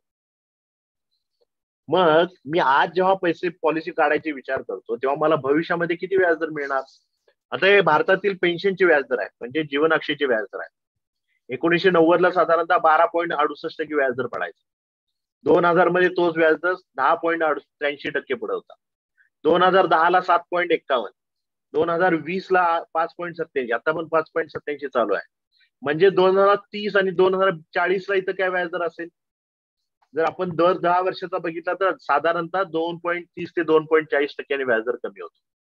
म्हणजे 2040 ला 2050 ला जसे G20 देश आहेत, स्वित्झर्लंड जर बघितला तर मायनस मध्ये इंटरेस्ट रेट आहे, जपानमध्ये मायनस मध्ये इंटरेस्ट रेट आहे, युरो एरियामध्ये जवळजवळ 0 इंटरेस्ट रेट आहे, ऑस्ट्रेलिया, सिंगापूर, कॅनडामध्ये 0.5%, 0.1%, 0.75% इंटरेस्ट रेट आहे. इंडियामध्ये सध्या 4.4% आणि 4% इंटरेस्ट रेट आहे. म्हणजेच इथून पुढे 20 वर्षांत साधारणतः 1% ते 1.5%, 2% व्याज तर असणार आहे. मग मी किती जरी पैसे साठवले, 80 लाख जरी साठवले तर 2% मला 80 लाखाचे 1,60,000च मिळणार आहे. मग अशी कुठली पॉलिसी आहे का की ज्याच्यामध्ये आजच मी ठरवू शकेन की मला भविष्यामध्ये जर 12,000 रुपये महिन्याला लागणार आहे तर मी ती पॉलिसी घेऊ शकतो आणि मला गॅरंटेड भविष्यामध्ये 12,000 रुपये मिळत राहतील. LIC मध्ये असलेला सगळ्यात बेस्ट पेन्शन प्लॅन म्हणजे जीवन उमंग प्लॅन. आपली स्वतःची गुंतवलेली रक्कम त्यातच राहते, प्लस मला गॅरंटेड टॅक्स फ्री रक्कम दरवर्षी सुनिश्चित परताव्यासहित मिळत राहते.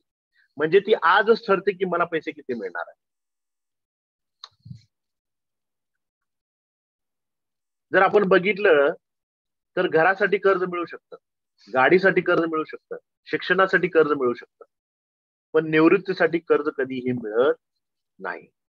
आपण जर 98व्या वर्षी बँकमध्ये गेलो आणि सांगितलं की मी यावेळेस काय पेन्शनसाठी काय प्रोव्हिजन मी केलेलं नाही, मला कर्ज द्या, तर सर्व लोकांना कर्ज देतात. रिटायर झालेल्या लोकांना कधीही कर्ज देता येत नाही. म्हणूनच निवृत्तीच्या प्रोव्हिजनसाठी कुठेही शॉर्टकट नाही. पैसे आज आणि स्वतःलाच पैसे साठवावे लागतील. इथून पुढे तर असं आयुष्य राहणार आहे की मुलांच्यावर आपण अवलंबून राहू शकणार नाही. म्हणूनच आजपासून रिटायरमेंट प्लॅनिंग केली पाहिजे. त्याच्यानंतर मुलांच्या शिक्षणाचं नियोजन. आता का नियोजन करायचं शिक्षणाचं? आता हे कुठल्या आई वडिलांना सांगण्याची गरज नाही की शिक्षणाचं नियोजन करा, पण किती करायला पाहिजे आणि कधी करायला पाहिजे हे आपण सांगणं महत्वाचं आहे. आताची पिढी जास्त हुशार आहे. त्यांचं स्वप्न पूर्ण करण्यासाठी आजकाल 2-3 वयाच्या मुलाच्या हातात जरी मोबाईल दिला तर त्याला कळतं रील्स कुठे ओपन करायचे आहेत, युट्यूब कसं ओपन करायचं आहे. म्हणजे लोक हुशार आहेत मुलं. मुलांचे भविष्य उज्ज्वल होण्यासाठी शिक्षणाची फार गरज आहे. उच्च शिक्षणासाठी चांगल्या संस्थेमध्ये खूप खर्च येतो. योग्य नियोजन जर नाही केले तर मुलांच्या करिअरची सुरुवात कर्जानं होऊ शकते. म्हणून शिक्षणाचं नियोजन आपण केलं पाहिजे. म्हणजेच आपण पॉलिसी होल्डरकडे गेल्यानंतर ह्याला प्रश्न विचारू शकतो की तुला देवानं जर परत एकदा जर चान्स दिला तर काय बनायला आवडेल? एखादा व्यक्ती किती मोठा घडलेला असू दे, त्याला तो जो घडलाय त्याच्यापेक्षा काय ते वेगळं घडायचं असतं. त्यामुळे आपण त्याला विचारू शकतो की देवानं जर तुम्हाला परत चान्स दिला तर काय घडू शकता? त्याचं उत्तर आत्ता असलेल्यापेक्षा वेगळं असेल. त्याला परत विचारा, मग या आयुष्यामध्ये तुम्ही का बनू शकला नाही? आई वडिलांची इच्छा नव्हती, तुमची इच्छा नव्हती, का परिस्थिती नव्हती? मग परिस्थिती जर नव्हती, तुम्ही कुणी एमपीसी प्रिपरेशन केलेल्या व्यक्तीला विचारा की तुम्ही का घडला नाही तेव्हा, तो सांगेल की भाऊ एक तर टाइम निघून गेला होता, किंवा मला माझ्या वडिला घरी मला जो टाइम दिला होता त्या टाइम मध्ये मी होऊ शकलो नाही, माझी परिस्थिती नव्हती, त्यामुळे मी तेवढे ज्यादा अभ्यास नाही करू शकलो, मी परत आलो. मग माझ्या अपत्याला काय बनलेलं आवडेल, त्यासाठी मी परिस्थिती निर्माण केली आहे का, पैशांची तरतूद केली आहे का, तर नाही केलेली. तर LIC कडे 2 प्रकारचे प्रोव्हिजन आहे. पहिलं प्रोव्हिजन काय, आता काही नाही करायचं. जेव्हा त्यानं ऍडमिशन साठी जाणार आहे तेव्हा बँक मधून एज्युकेशनल लोन काढायचं. जर तेव्हा 20 लाख लागणार आहे तर 20 लाख रुपयाचं एज्युकेशन लोन काढायचं. साधारणतः एज्युकेशन लोन बघितलं तर सगळ्यात महागडं लोन असतं. इथून पुढे 20 वर्षांत पकडू की आज 15-16% आहे, तेव्हा 10% मिळेल. मुदत 15 वर्षाची असेल. हप्ता महिना 21,492 रुपये येईल. वार्षिक हप्ता 2,57,000 रुपये येईल. एकूण भरलेले पैसे होतील 38,68,000. जेवढे पैसे लागणार आहे शिक्षणासाठी तेवढे पैसे घ्यायचे आणि त्याच्यात दुप्पट पैसे घ्यायचे. किंवा अजून एक दुसरी प्रोव्हिजन आहे, आजच आपण मुलाला कधी पैसे लागणार त्याप्रमाणे प्लॅनिंग करायची. 10 लाखाची LIC ची पॉलिसी घ्यायची, 15 वर्ष हप्ता भरायचा आहे, 21 वर्षाची मुदत असेल, महिना 4,717 रुपये हप्ता येईल. आधीच्या कर्जामध्ये बघितला तर 21,000 रुपये भरायला लागणार आहेत, तेच आज भरले तर 4,717 रुपये येतील. वार्षिक हप्ता 55,458 येतो. एकूण भरलेले पैसे 8,31,000. एकूण परतावा 20,24,000. मिळाला बोनस 10,24,000. जेवढे शिक्षणासाठी पैसे लागणार त्याच्या निम्मे भरायचे आणि दुप्पट LIC कडून घ्यायचे. तुम्हाला जेवढे लागणार तेवढे घेऊन दुप्पट भरायचे आहे की जेवढे लागणार त्याच्या निम्मे भरून दुप्पट घ्यायचं आहे, चॉईस तुमची आहे. सगळ्यात शेवटचं प्रोव्हिजन जे येतं, आता आपण याच्यामध्ये बाल विद्या म्हणून एक कन्सेप्ट तयार केलेला आहे. 3 प्लॅनचं कॉम्बिनेशन ऍक्च्युली हे 933 नंबर टेबल 2 प्लॅन येतात याच्यामध्ये आणि 934 नंबर टेबल हा एक प्लॅन येतो. असे 3 प्लॅनचं कॉम्बिनेशन केलेलं आहे. रोजचे 178 रुपये त्यानं सेव्ह केले तर त्याच्या फॅमिलीला 19 पासून म्हणजे त्या मुलगा शिक्षणासाठी 19 पासून वयाच्या 24 वर्षापर्यंत 2.25 लाख रुपये मिळू शकतात. आणि 25व्या वर्षी जेव्हा तो पोस्ट ग्रॅज्युएशनला जाईल तेव्हा जवळजवळ 10 लाख रुपये त्याच्या घरच्याला मिळू शकतात. अशी तो 26 लाख रुपयाची तरतूद करून घेऊ शकतो. मी सेपरेटली याचं कॉम्बिनेशन काय याचा मेसेज मी नंतर अमर सरांना किंवा अमोल सरांना नंतर पाठवून देईल. सगळ्यात शेवटचं प्रोव्हिजन कन्यादान मुलींच्या शिक्षणासाठी. आता बऱ्यापैकी एजंट जर बघितलं तर 21 वर्षाची टर्म देऊन येतात. म्हणजे शिक्षणासाठी हे बेसिक झालेलं आहे की 21 वर्षानंतरच लग्न होणार आहे, म्हणून लोक काय करतात 21 वर्षाचीच पॉलिसी देऊन येतात. तर मग टर्म आपण जादाची कशी देऊ शकतो? सोपी प्रोसेस आहे. आजपासून जर आपण 10-20 वर्षापूर्वीचा जर विचार केला तर 2000 साली लग्न कधी व्हायचे? साधारणतः मुलीचं वय 17, 18, 19 असतानाच लग्न बघायला चालू व्हायचे. आज जर आपल्या घरी सून आणायची झाली किंवा आपल्या घरातल्या मुलीचं लग्न करायचं झालं तर साधारणतः वय किती असतं? तर तुम्ही लक्षात घ्याल की ह्या 20 वर्षामध्ये या वयामध्ये 4 ते 5 ते 10 वर्षाचा डिफरन्स पडलेला आहे. म्हणजे साधारणतः 2000 किंवा 2000 साली जर 17 किंवा 18 वर्षी लग्न होत असेल तर आज साधारणतः 24 ते 30 वर्षी लग्न होतं. म्हणजेच 20 वर्षामध्ये साधारणतः 5 ते 6 किंवा 10 वर्षाचा डिफरन्स पडलेला आहे. माझी मुलगी जी 3 वर्षाची आहे तिचं 20, 25 किंवा 30 वर्षांतर तिचं कोणत्या वयाला लग्न होईल? साधारणतः 28, 27, 26, 29. मग मी पॉलिसीची टर्म किती दिली पाहिजे? 21 दिली पाहिजे का त्याला पैसे लागणार आहेत तिच्या मुलीच्या लग्नाला तेव्हा दिली पाहिजे? या प्रश्नावरून आपण त्याची मुदत काढू शकतो आणि त्याप्रमाणे आपण पैसे देऊ शकतो. आणि कन्यादानसाठी सगळ्यात महत्वाचे 2 प्लॅन आपल्याकडे आहेत मुलींच्या लग्नासाठी. सेम आता काही नाही करायचं. जेव्हा मुलगीचं लग्न करायचं असेल तेव्हा बँक मधून पर्सनल लोन काढायचं आहे. पर्सनल लोन हे सगळ्यात महाग लोन असतं एज्युकेशन लोन सारखंच. आज 15-16% मिळतं. पण त्यावेळेस जर 15 लाख रुपये कर्ज घेतलं, समजा लग्नासाठी खर्च 15 लाख येणार आहे, 10% व्याज जर असेल, 15 वर्ष मुदत घ्यायची आहे, महिना 16,119 रुपये भरायचे आहेत, वार्षिक हप्ता 1,93,000 येईल वर्षाला, एकूण भरलेले पैसे 29 लाख रुपये. जेवढे पैसे लागणार आहेत 15 लाख तेवढे घ्यायचे आणि त्याच्या दुप्पट पैसे बँकेमध्ये भरायचे. किंवा दुसरी अजून एक प्रोव्हिजन आहे, आत्ताप्रमाणेच मुलीचं लग्न कधी होईल त्याप्रमाणे वय काढायचं आणि त्याप्रमाणे LIC ची 7 लाखाची पॉलिसी घ्यायची, 18 वर्ष हप्ता भरायचा, 21 वर्षांत पैसे मिळणार, 3,234 रुपये हप्ता येतो. भविष्यात पैसे घेतले तर 16,000 भरावे लागतात. आता तरतूद करायचं म्हटलं तर 3200 रुपये फक्त करावे लागतात. वार्षिक हप्ता येतो 38,002. एकूण भरलेले पैसे 6,70,000, मिळतात 15 लाख रुपये. मिळालेला बोनस 8,000 रुपये. इथं जेवढे पैसे लागणार त्याच्या दुप्पट पैसे भरायचे आणि LIC मध्ये जेवढे पैसे लागणार त्याच्या निम्मे पैसे भरायचे. जेवढे लागणार तेवढे घेऊन दुप्पट भरायचे की जेवढे लागणार त्याच्या निम्मे भरून दुप्पट घ्यायचे. चॉईस कुणाची आहे? पॉलिसी होल्डरची. याच्यासाठी ऑलरेडी जो जीवन लक्ष्य प्लॅन आहे, कन्यादान नॉर्मली बऱ्यापैकी सगळ्यांच्याकडेच ही पॅम्पलेट आहे. आपण फक्त हे रिवाइज थोडं करून रिडिझाईन केलेलं आहे. पण हा प्लॅन येतो जीवन लक्ष्य. रोज 1 रुपये 100 रुपये जर भरले तर 15 लाख रुपयाची प्रोव्हिजन त्याच्यामध्ये होऊ शकते. आता जर बेसिकली तुम्ही जर बघितला तर मुलींच्या लग्नासाठी आता सगळ्यात जादा तरतूद जर केली जाते कशातून, तर सुकन्या समृद्धी योजनेतून. बरोबर आहे ना? आपलं सगळ्यात जादा मार्केट हे सुकन्या समृद्धी योजनेतून घेतले जातं. कारण लोक म्हणतात मी LIC पॉलिसी कशाला काढू, सुकन्या समृद्धी योजनेमध्ये काढतो. किंवा लोक म्हणतात की मी LIC मध्ये कशाला इन्व्हेस्टमेंट करू, म्युच्युअल फंड मध्ये पॉलिसी काढतो, किंवा मी PPF मध्ये घेतो. PPF पण गव्हर्नमेंटचं आहे, गॅरंटेड आहे. तर आपण जेव्हा गॅरंटेड मध्ये विचार करतो तेव्हा LIC मध्ये पॉलिसीज का घेतली पाहिजे, तर का प्रोव्हिजन पेक्षा LIC पॉलिसी चांगली. तर कोणत्याही गुंतवणुकीमध्ये हा एज्युकेशनचा एक पिरियड असतो इन्व्हेस्टमेंट. याला आपण गुंतवणुकीचा पिरॅमिड म्हणतो. म्हणजे याचा अर्थ काय की तुमचा बेस पक्का पाहिजे. पिरॅमिड उलटा उभा नाहीये, पिरॅमिड सरळ उभा आहे. जर पिरॅमिड त्याच्या शिखरावर उभा असता तर स्टेबल राहिला असता का? नाही, पडला असता. म्हणून तर त्याचा बेस पक्का आहे. मग बेस काय आहे? सगळ्यात पहिल्यांदा संरक्षण सगळे घेतले पाहिजे. वैद्यकीय विमा घेतला पाहिजे, गंभीर आजाराचा विमा घेतला पाहिजे, अपघात आणि अपंगत्वाचा विमा घेतला पाहिजे, लाईफ इन्शुरन्स घेतला पाहिजे आणि आपत्कालीन निधी पण ठेवला पाहिजे. हे सर्व झाल्यानंतर त्याने गॅरंटीड परतावा देणाऱ्यामध्ये गुंतवणूक केली पाहिजे, जिथं शून्य जोखीम राहील. म्हणजे काय काय येतं? LIC ची पॉलिसी असते, NSC असते, PPF असतो, सुकन्या समृद्धी योजना आहे, किंवा किसान विकास पत्र आहे. हे झाल्यानंतर मग त्यानं जोखीम मधल्या गुंतवणूक पाहिजे. जोखीम मधल्या गुंतवणूक काय आहेत? म्युच्युअल फंड आहे, कंपनी डिपॉझिट आहे, बॉन्ड्स आहेत, किंवा शेअर मार्केट आहे, स्थावर गुंतवणूक आहे, वायदा बाजार आहे. गॅरंटेड नसलेल्या याच्यामध्ये स्वतःची मुद्दल देखील गॅरंटेड नसते. मग आपण कुठं डील करतो? आपण गॅरंटेड मध्ये डील करतो. मग LIC पॉलिसी, सुकन्या समृद्धी योजना आणि PPF या तिन्ही मध्ये LIC पॉलिसीज का श्रेष्ठ आहे? चला बघूया. आपल्याला बऱ्यापैकी लोकांना सुकन्या समृद्धी योजनेबद्दल अर्धवट माहिती आहे. सुकन्या समृद्धी योजना बेसिक आपण माहिती करून घेऊ की याच्यामध्ये काय काय लागतं.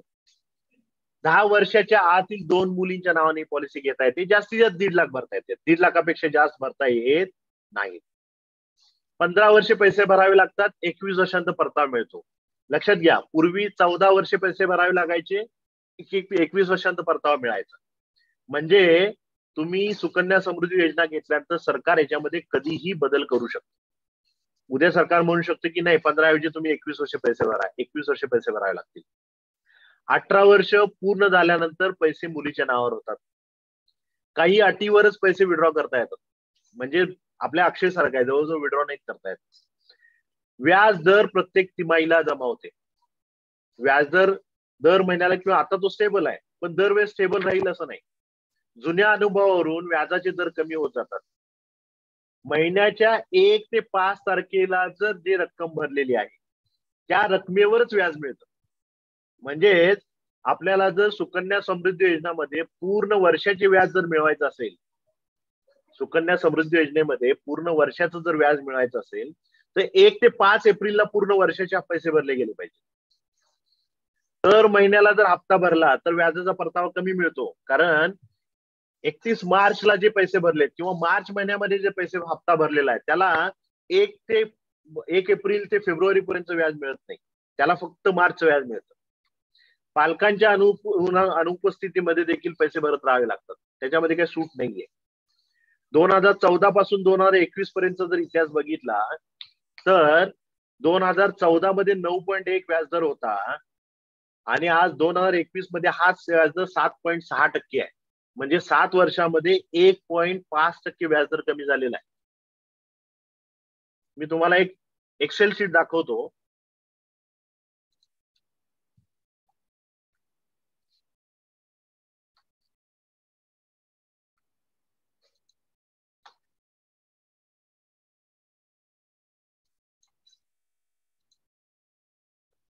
साधारणतः आता जर तुम्ही बघितला तर सुकन्या समृद्धी योजनेमध्ये जे एजंट कॅनव्हास करतात ते कॅनव्हास अशा प्रकारे करतात की 2014 मध्ये सुकन्या समृद्धी योजना आली होती. जर एखाद्या व्यक्तीनं 50,000 रुपये जर भरले तर तेव्हा व्याजदर होता 9.14%.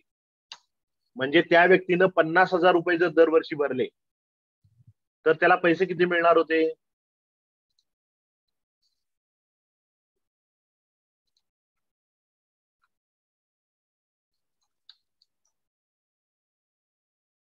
₹27,37,000 रुपये. म्हणजे 2014 मध्ये ज्याने दरवर्षी 50,000 रुपये भरायची सुकन्या समृद्धी योजना घेतली, जर तेव्हा कॅल्क्युलेशन काढलं तर 9.14% त्यावेळेस 27,37,000 मिळाले असते. पण एवढे मिळत आहेत का?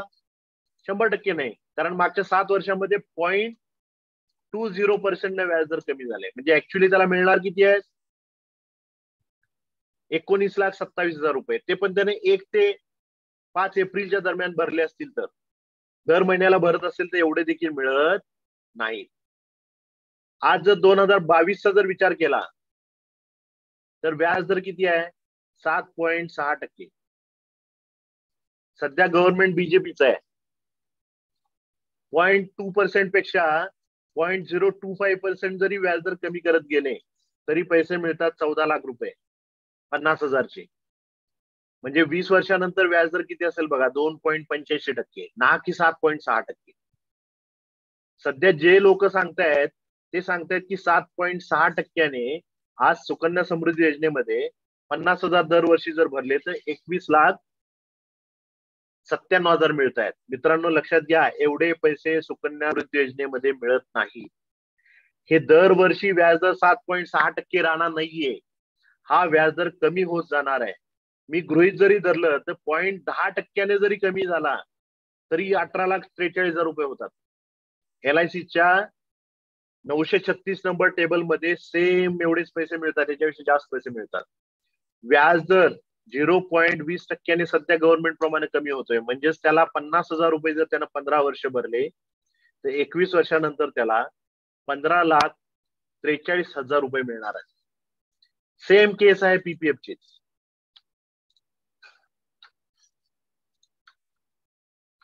मी इथं गृहीत धरले की दर 2 वर्षांनी 0.25% कमी होणार आहे. तरी 17,79,000 रुपये मिळतात. PPF मध्ये सेम तसंच आहे, सेम अटी आहेत. 1 ते 5 एप्रिल पैसे भरावे लागतील, मगच पूर्ण वर्षाचा व्याज मिळेल.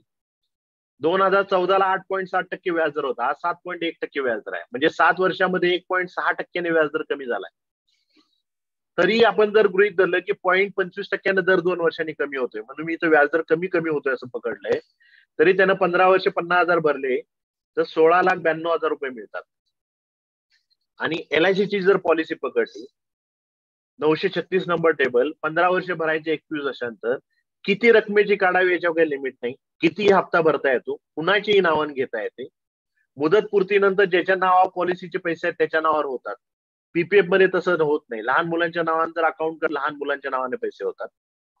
गरजेसाठी 2 वर्षांत कर्ज घेतायत. वर्षभरात कधीही हप्ता भरा, 1 एप्रिलला भरा, 31 मार्चला भरा. एवढंच काय, या वर्षाचा हप्ता पुढच्या वर्षी जरी भरला तरी याचा बोनस गॅरंटेड मिळतो.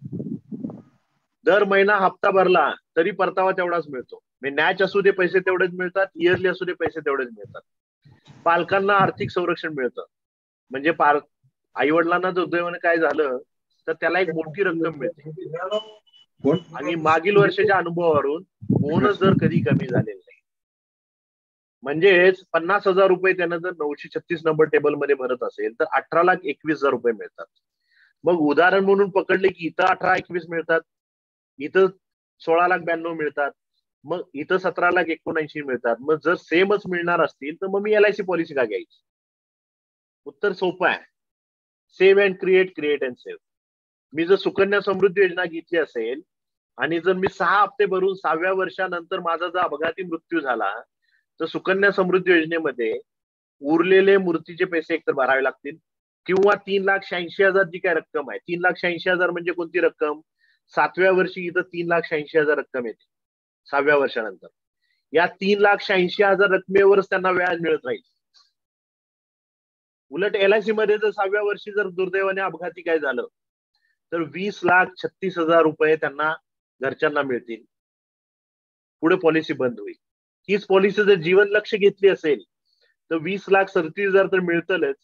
पुढे दरवर्षी LIC 90,000 रुपये त्याच्या घरच्याला देत जातील आणि मुदत संपल्यानंतर परत 18 ते 20 लाख रुपये मिळतील. म्हणजे गुंतवणुकीमध्ये कोणत्याही प्रकारची जर गुंतवणूक घेतली तर आपल्याला जे पैसे साठवायचे आहेत ते होण्याची गॅरंटी फक्त LIC मध्ये होते. कारण आपण आधी ते पैसे क्रिएट करतो आणि मग हप्ते भरत राहतो.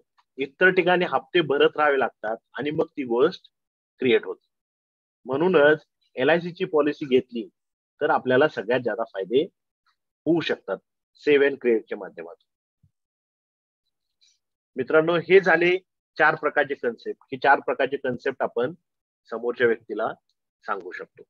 आजचं सेशन अमोल सर, अमर सर ऑलमोस्ट इथं संपलं असं मी सांगतो. जर काही प्रश्न असतील, काही डिफिकल्टीज असतील किंवा काही विचारायचं असेल तर विचारलं तर मी उत्तर देईन त्याची. येस येस येस येस खूप खूप धन्यवाद दिग्विजय सर. आपल्या सेशनचं जे वेगळेपण आहे, मला असं वाटतं की इतक्या बारकाईनं सुकन्या समृद्धी, बऱ्याच वेळेस असं होतं की आपला एजंट बांधव अगदी तलवार मॅन करून येतो की हा बरोबर आहे, सुकन्या समृद्धी आहे, याला चॅलेंजिंग आहे. तर इतका बारकाईनं अभ्यास, ते जे तुम्ही लिहिलं की 1 ते 5 एप्रिल दरम्यान जर पेमेंट आलं तरच त्याचं व्याज मिळतंय वगैरे, हे फार बारकाईने तुम्ही घेतलेलं आहे. आणि मित्रांनो, मगाशी माझा उल्लेख राहून गेला सरांच्या बाबतीतला, जो तुम्ही मेसेजमध्ये दिलेला होता पण आता उल्लेख करायचा राहून गेला होता इंट्रोडक्शन मध्ये, की सरांनी उमंग नावाची एक छोटी पुस्तिका काढलेली आहे. आता त्यांनी जे प्रेझेंटेशन दाखवले ते सगळे प्रेझेंटेशन त्याच्यामध्ये आहेत. आणि सगळ्यात महत्वाचं म्हणजे तुम्हाला या गोष्टी आपल्या एजंट बांधवांना पण त्या पुस्तकाच्या माध्यमातून चांगल्या समजून सांगता येतील. त्याचबरोबर सर स्वतः सेशन्स पण घेत आहेत. जर युनिट टीम मीटिंग सर्क्युलर आहेत किंवा तुम्हाला असं वाटलं की दिग्विजय सरांनी स्वतः येऊन आपल्या टीमला संबोधित केलं पाहिजे तर ते पण स्वतः येत आहेत. दिग्विजय सरचा एकदा तुमचा नंबर अमोल सर किंवा मी, तुम्ही सांगा, मी एकदा हे करतो. आणि मित्रांनो, जर आपले काही प्रश्न असतील तर फोरम ओपन आहे, अनम्यूट करून बोलू शकता किंवा चॅटमध्ये टाका, मी अनम्यूट करतो आपल्याला, किंवा हँड रेज करा, तसे. ठीक आहे.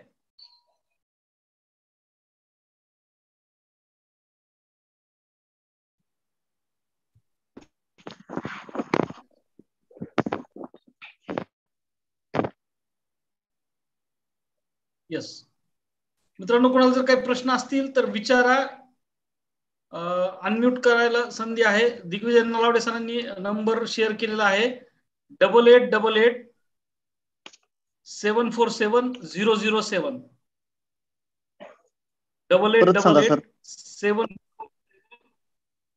8888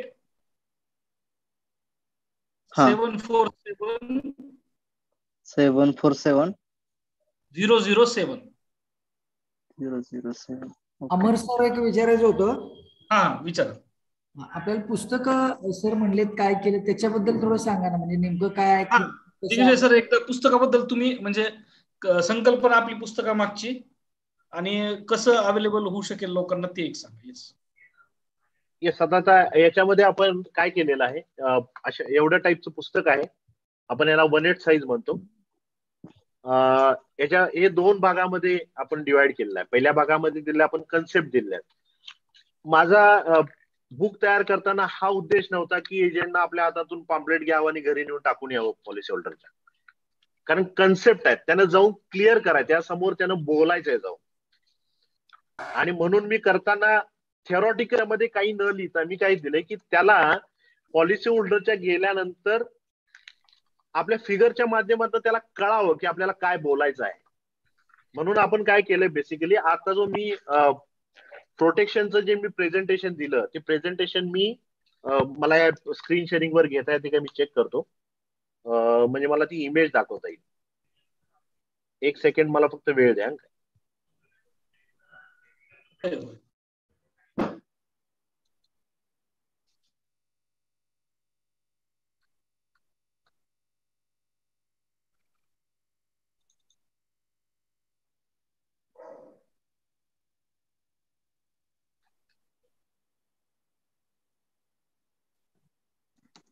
तुझं वेळ कसं लागतोय? तू माझं संपलं प्रेझेंटेशन ते.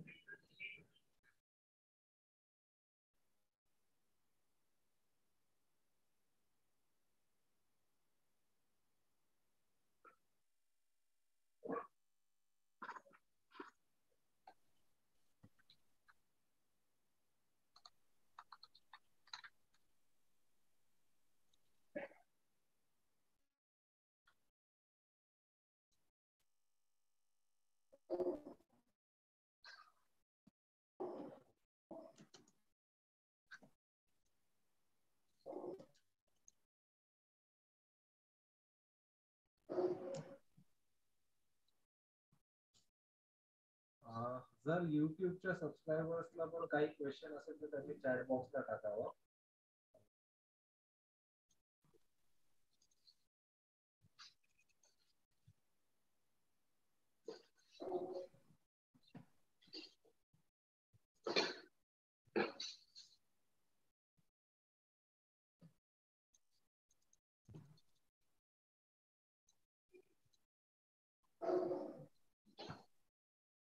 अमर, मी स्क्रीन शेअर करतोय माझी. होय होय होय. येते स्क्रीन? होय. ऍक्च्युली अशा टाईपचं बुक आहे ते. मी बुकची ऍक्च्युली पीडीएफच दाखवतो तुम्हाला, जी आपली प्रिंट कॉपी आहे. आपण त्यामध्ये काय केलेलं आहे की 2 विभागामध्ये केलेलं आहे. पहिल्या याच्यामध्ये कन्सेप्ट येतात 11 चॅप्टर पर्यंत, आणि तिथून पुढे त्याला लागणारे प्लॅन प्रेझेंटेशन येतात.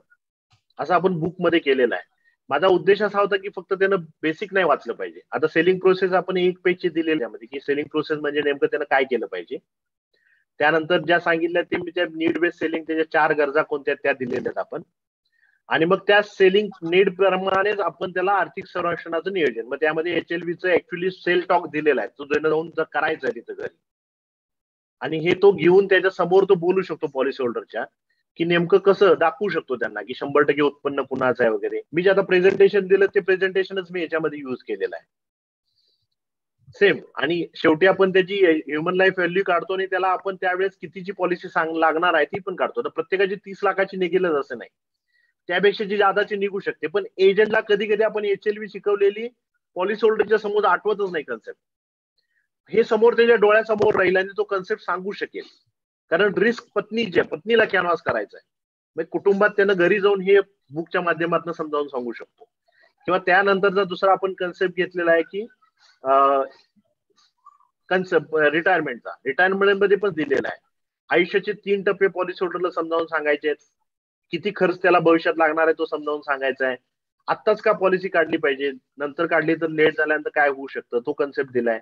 आणि मग जीवन उमंग बेस्ट प्लॅन कसा आहे, कारण भविष्यामध्ये इंटरेस्ट रेट कमी होणार आहे, त्यापेक्षा आजच तुम्ही गॅरंटेड 8% घेतलं तर जादा होऊ शकतं, हे तिथे दिलेलं आहे. आणि नंतर शिक्षणासाठी आपण तो सेल टॉक दिलेला आहे, जेणेकरून त्याला जाऊन बोलता यावं. आणि लग्नासाठीचं पण तेच दिले. बऱ्यापैकी लोक काय करतात, पॉलिसी काढायची काय गरज आहे, मग आपण त्यांना लोन आणि LIC पॉलिसीमध्ये कंपॅरिझन देऊ शकतो, हे त्याच्यात दिलेलं आहे. त्यानंतर लग्नासाठी पण तेच दिलेलं आहे. लग्नासाठी बेसिकली आपण 21 पेक्षा जादाची टर्मची पॉलिसी देऊ शकतो, हे सेल टॉक मध्ये त्यांना दिलेलं आहे. त्याला हे जाऊन तो त्यांच्याशी डायरेक्टली बोलू शकतो किंवा वाचा म्हणून तर देऊ शकतो. सेम तिथं पण तेच आहे की आज पॉलिसी नाही केली तर भविष्यात किती पैसे भरावे लागतील, हे पण आपण त्याच्यामध्ये दिलेलं आहे. आणि मग गुंतवणुकीचा पिरॅमिड, बऱ्यापैकी लोक आपल्या इथं अडकतात की मग LICच का केली पाहिजे. आणि हे बऱ्यापैकी लोकांना ग्रामीण भागात की इतर ठिकाणी ऑब्जेक्शन येत आहे की LICच कशाला काढायचं, दुसरीकडे पण गॅरंटी आहे, तर LICच का काढायचं, हे क्रिएट अँड सेव्हच्या माध्यमातून ह्या 3 कन्सेप्ट दाखवून आपण बोलू शकतो. हे एवढे कन्सेप्ट दिले. आणि तिथून पुढे मग काय केलेलं आहे की कागदपत्र सोबत काय जोडायचे आहेत त्याचे आपण डिटेल दिलेले आहेत, काय काय डॉक्युमेंट लागणार, किंवा बेसिक आपण हे विमा रक्कम काय असेल काय नाही वगैरे त्याचे आपण टर्मिनॉलॉजी मराठीमध्ये सिंपल भाषेत दिलेले आहेत. त्यानंतर आनंदाचा आपण टाकलेला आहे, आनंदाची प्रोसेस. आणि मग प्रत्येक प्लॅन दिले आहेत. प्लॅन देताना प्लॅनचे बेसिक डिटेल्स म्हणजे प्लॅन काय आहे, बेसिक एज ग्रुप काय येतो, टर्म काय बेसिक येते, सम एश्युर्ड किती येते, कितीच्या पट्टीमध्ये देता येते, रायडर कोणते आहेत, आणि मॅच्युरिटीला कसे पैसे मिळणार, डेथला कसे पैसे मिळणार, आणि त्याचं एक स्कीमॅटिक. आणि त्याच्या समोर त्याला आपण सहसा प्रेझेंटेशन दिलेलं आहे, जेणेकरून तो समजावून सांगू शकेल किंवा स्वतःही समजेल की 5व्या 6व्या 10व्या वर्षी डेथ झाली तर काय पैसे मिळू शकतात. असे प्रत्येक प्लॅनचा आपण दिलेला आहे आणि ठराविक प्लॅनच दिले आहे. जसं आता जीवन आनंद आहे, 915 नंबर टेबलचं अनेक्शर कॅल्क्युलेशन 10 अनेक्शर 10 मध्ये दिलेलं आहे LICने. त्याच्याप्रमाणे जर बंद केली तर पैसे किती मिळू शकतात अनेक्शर 10 प्रमाणे, ह्याचं कॅल्क्युलेशन पण आपण त्याच्यामध्ये ऍड करून दिले, जेणेकरून तो सांगू शकतो की बंद केली तर 60व्या वर्षी 63व्या वर्षी किती पैसे मिळू शकतात 1 लाखाला. किंवा जीवन लक्ष्य पॉलिसी जी आहे, त्या जीवन लक्ष्य पॉलिसीचं बेस्ट बेनिफिट काय आहे की जर पॉलिसी पेडअप जरी असेल तर त्याचा इन्शुरन्स चालू राहतो. मग त्याचं कॅल्क्युलेशन कसं येतं, हे कॅल्क्युलेशनच आपण जीवन लक्ष्य मध्ये दिलेलं आहे. म्हणजे जीवन लक्ष्य जिवंत असेल तरी इन्शुरन्स असेल, डेथ झाली तरी 70 लाखाचे त्याला पैसे मिळतील, आणि जर पॉलिसी पेडअप असेल तरी पैसे मिळतील. म्हणजे 20 वर्ष 25 वर्षी पॉलिसी किती पण 10 वर्ष भरले, 10 लाखाची पॉलिसी आहे तरी पेडअप असताना विमा कसा चालू राहतो हे कॅल्क्युलेशन त्याच्यामध्ये दिलेलं आहे. किंवा 10 लाखाची जर पॉलिसी घेतली तर 1 कोटीचा इन्शुरन्स कसा लक्ष्यच्या माध्यमातून मिळू शकतो याचं कॅल्क्युलेशन पण तिथं प्लॅन मध्ये दिलेलं आहे. आणि आपण लक्ष्य साथी जो आपण जीवन साथी म्हणून विकतो त्याचं पण प्रेझेंटेशन आतमध्ये काढून दिलेलं आहे. त्यानंतर उमंगवर पण आपण असं सेपरेटली केलंय. लाभसाठी सरळ जे चार्ट नॉर्मली आता अवेलेबल आहेत आपण सेपरेटली देतो, ते चार्टच आपण बुक मध्ये टाकलेले आहेत. किती पैसे डेली भरले तर किती मिळतात दोन्ही टर्मसाठी 21 आणि 25. आणि उमंग मध्ये आपण मी 20 वर्ष टर्म कधी प्रेफर करतो. जर तुम्हाला हवा असेल तर मी आता 20 का घेतलं पाहिजे हे पण मी एक्सप्लेनेशन देऊ शकतो 15 पेक्षा. तर 20 वर्षाच्या टर्मचं प्रेझेंटेशन दिलंय. टर्म 20 घेऊन त्याला 15 वर्ष जरी भरले तर तेवढेच मिळते जेवढे 15 वर्ष टर्म घेऊन पैसे त्याने घेतले असते, हे पण त्याच्यामध्ये एक्सप्लेन करून दिलं.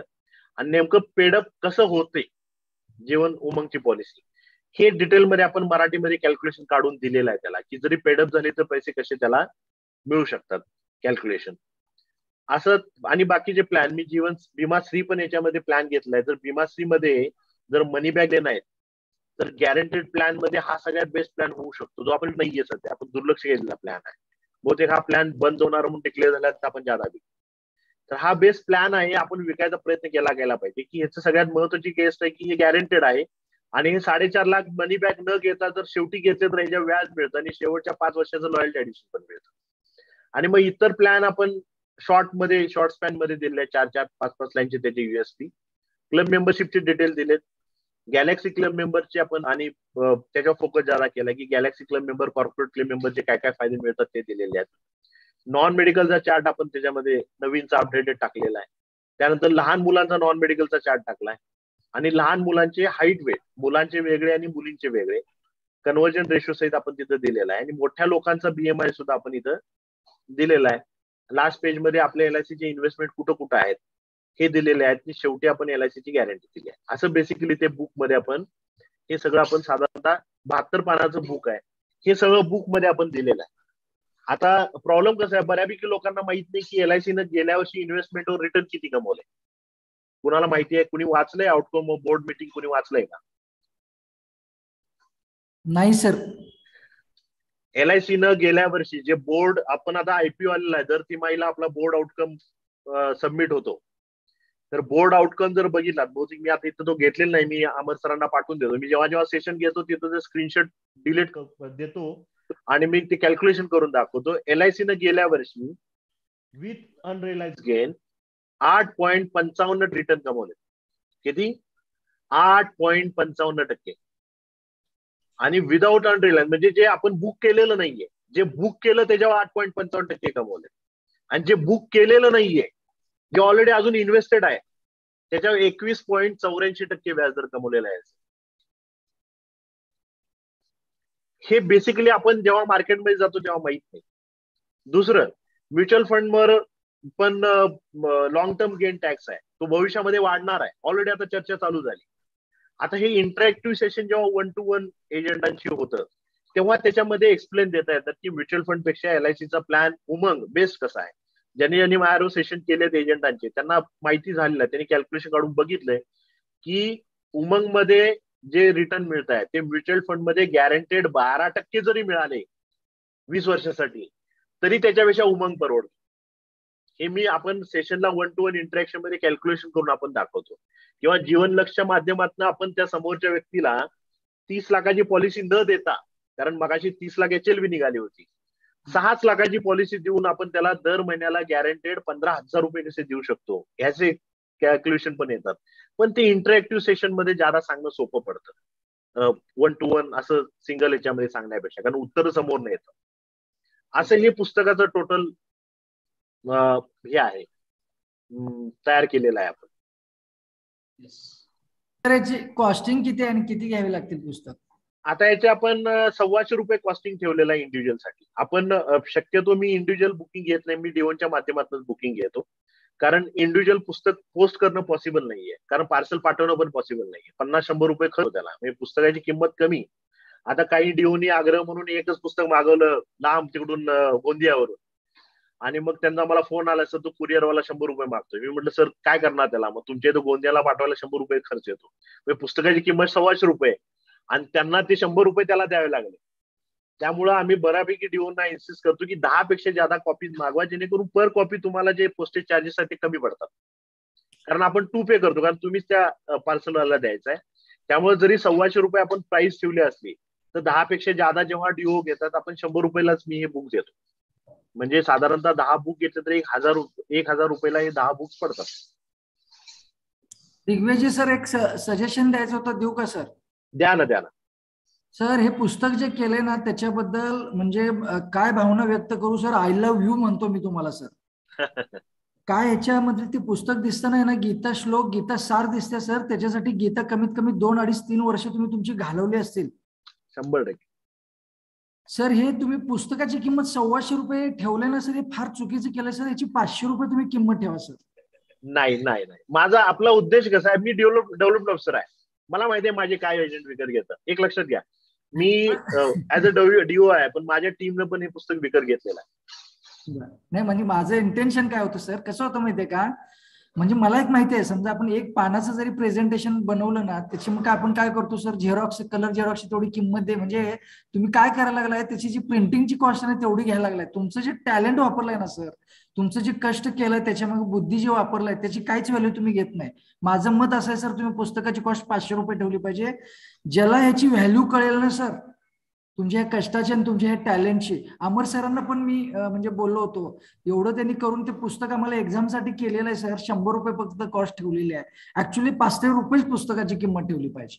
ज्याला हे कळेल ना सर की काय टॅलेंट आहे, त्याची किंमत काय, तर त्याला व्हॅल्यू राहील सर त्या पुस्तकाला, असं मला वाटतं. माझं एक मत व्यक्त केलं मी फक्त सर. आणि पण कसं राहतं की आपल्या इथं काय, आपला उद्देश काय, ह्या पुस्तकाचा उद्देश असा आहे की 20% लोकांना तर आपण बाहेर येऊन ट्रेनिंग देतोच जे चांगलं काम करतात. बुक हे 80% लोकांनी युज केलं पाहिजे. प्रत्येक जण जर नीड बेस्ड सेलिंग विकायला लागला तर ऑटोमॅटिकली याचा बिझनेस बेस वाढेल. हा त्याचा उद्देश आहे की प्रत्येकाच्या 100 रुपये कुणीही काढून देतं आजकाल खिशातून. 100 रुपये देताना मागं पुढे बघत नाहीत लोक, म्हणून आपण ते इंडिव्हिज्युअल बुक असेल तर 1,200 रुपयाला ठेवले, पण 10 पेक्षा जादा घेत असेल तर आपण ते बुक 100 रुपयाला डीओच्या माध्यमातून देतो, इंडिव्हिज्युअल नाही. बरोबर. छान. तुम्ही जे बोललात त्याच्यात फक्त मी एक ऍड करू इच्छितो की आम्ही ज्यावेळेस जॉईन केलं LIC, म्हणजे दिग्विजय सरांनी मी 2006 साली, त्यावेळेस फक्त विंग्स रेडी रेकनर मिळायचं. म्हणजे त्याच्यात प्रीमियम कसं असायचं, सम ॲश्योर्ड 1 लाख, त्याच्यानंतर थेट 2 लाख किंवा 5 लाख असंच असायचं. म्हणजे जर मध्ये कोणी म्हटलं की सर 1.5 लाखाला किती येईल, तर ते असं मॅन्युअली कॅल्क्युलेट करत बसावं लागायचं आहे ना. तर याच्यानंतर मग मोबाईल कंपन्यांनी सगळे ऍप काढले, विषयच मिटला त्यांचा. पण म्हणजे जर कुठलं सर्क्युलर वगैरे, त्यावेळेस मोबाईल जास्त नव्हते त्यामुळे सर्क्युलर वगैरे असं काही बघायला नाही मिळायचं. पण या पार्श्वभूमीचा जर आपण विचार केला तर मला असं वाटतं की विंग्स नंतर अशा पद्धतीनं एज्युकेट करणार, किंवा विंगच्या पुढेही जाऊन, मी असं म्हणजे विंग्सचं ते फक्त इंग्लिशमध्ये होतं, तर अशा प्रकारचं एक अभिनव पुस्तक दिग्विजय सरांनी काढलेलं आहे. म्हणजे माझ्याकडे पण त्याच्या कॉपी त्यांनी पाठवलेल्या आहेत. मला असं वाटतं की हे प्रत्येकानं घ्यावं. आणि मी जसं म्हटलं की आता युनिट मीटिंग सर्क्युलर आलेले असतात, किंवा तुम्ही दर महिन्याला मीटिंग घेता. मला असं वाटतं की जर तुम्ही 4-5 DO मिळून जर मीटिंग घेत असतील आणि थेट सरांनाच बोलवलं तर याचा इम्पॅक्ट जास्त येईल. कारण जसं अजितने इंट्रोडक्शन मध्ये बोलला, त्यांनी 2-3 डेव्हलपमेंट ऑफिसरांनी मिळून, किंवा नांदेडला किंवा इव्हन अमरावती या ठिकाणी ज्यावेळेस तू बोलतो आणि ज्यावेळेस इंटरॅक्टिव्ह ते सेशन होतं त्यावेळेस त्याची व्हॅल्यू एजंट बांधवांना जास्त कळते आणि ते तेवढ्याच ताकदीनं मग ग्राहकांसमोर डिलिव्हर करण्याचा प्रयत्न करतात. ठीक आहे. दिग्विजय सर, हे मागवायचं असेल तर काय प्रोसेस एकदा ती एक सांगा. म्हणजे मग अनम्यूट कर. आपण त्याचे गुगल पे न किंवा फोन पे न तुम्ही युज करू शकता. आपण आता हे बेसिकली सगळं आपण माय मेसेजच्या नावाने आपण सगळं करतो. तर त्यांचा अकाउंट नंबर आहे, त्याच्यावर तुम्ही अमाऊंट टाकू शकता की तुम्हाला किती बुक्स पाहिजे आहेत. आणि मग माझा जो नंबर मी शेअर केलेला आहे 8888 वाला, त्याच्यावर तुम्ही स्क्रीनशॉट आणि डिटेल ऍड्रेस मला पाठवून दिलात तर आम्ही साधारणतः 2 किंवा 3 दिवसामध्ये ते सगळं कुरिअर पाठवून देतो. आता आज झालं की ऑलरेडी आम्ही 3000 कॉपीज हजार करून काढल्या होत्या. अपडेट करत करत 3000 कॉपीज संपल्या. तर आम्ही आता नवीन परत आम्हाला जसे डिमांड आलेत, लोकांनी काही नॉर्मली डिओनच्याकडून 50 किंवा 100 अशी मागणी येते ज्या मोठ्या टीम्स आहेत, तर आम्ही परत आता ह्या आठवड्यामध्ये 3000 कॉपीज नवीन आपण प्रिंट करतोय. जर तुम्ही पेमेंट करून, आम्ही काय करतो, पेमेंट ज्यांचा आधी त्यांना आधी आम्ही पहिला प्रेफरन्स देतो, कारण तसं केलं पाहिजे साधारणतः. पेमेंट करून आम्हाला ऍड्रेस मला व्हॉट्सअपवर पाठवून दिला की आमचा जो कुरिअरवाला आहे तो सगळं कलेक्ट करून तुम्हाला 2 दिवसामध्ये सगळं पोस्ट करून पाठवून देतो. ते मी इंडिव्हिज्युअली तुम्हाला मेसेज परत पाठवून देतो. तुम्ही ज्यांना ज्यांना हवाय किंवा त्यांनी मला 8888 वर जरी कॉन्टॅक्ट केला तर मी त्यांना ते मेसेजेस पाठवून देईन की कशी कशी पेमेंट आणि कशी प्रोसेस करायची. सर आता लगेच होतील ना अवेलेबल पुस्तकं सर? होय होय होय. ठीक आहे सर. साधारणतः तुम्ही ऑर्डर देऊन मला पेमेंट करून पाठवल्यानंतर 1 आठवडा लागतो सगळे प्रोसेस कम्प्लीट व्हायला. आठवडा म्हणजे तुमच्या घरी पोहोचायला. ओके. कारण कुरिअर पुणे असेल तर 3 दिवस. कधी कधी काय होतं, एक कुरिअर होतं की जर आठवड्यावर मिळालं नाही त्यानंतर जे कुरिअर मिळाले, आपला एरिया कुठला आहे त्यावर डिपेंड करतं, पण साधारणतः 4 दिवस लागतात प्रत्येक ठिकाणी जायला. फक्त विदर्भ तिकडचं जर आपला जो पार्ट तिकडचा जास्त दूरचा आहे तिथं फक्त जास्त वेळ लागतो. औरंगाबाद किंवा आपल्या एरियामध्ये साधारणतः 3 ते 4 दिवसामध्ये बुक्स येऊन जातात. आम्ही सांगलीत आहे सर, शेजारीच आहे तुमच्या. तुम्हाला लगेच दुसऱ्या दिवशी तिसऱ्या दिवशी मिळून जाते. Okay sir. धन्यवाद राहुलजी. मित्रांनो, अजून कोणाला प्रश्न असतील आजच्या सेशन विषयी किंवा अजून काही सरांना विचारायचं असेल तर आपण विचारू शकता.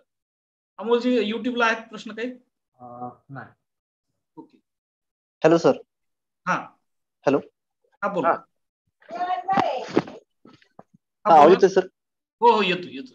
हा सर, मला असं एक विचारायचं होतं की आपलं जे सेशन वगैरे झालेलं आहे, मी फलटण ब्रांच वरून बोलतोय.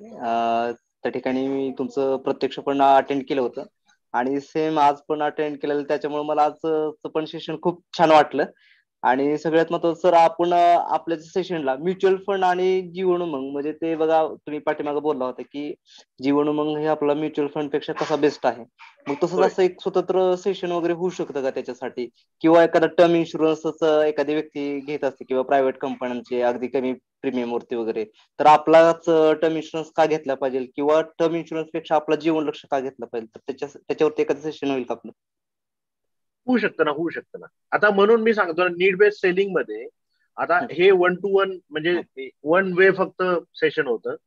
पण जेव्हा डिओनचे, आता मी जवळजवळ 15 सेशन आतापर्यंत मी डिओनच्या मिटिंगचे घेतलेले आहेत.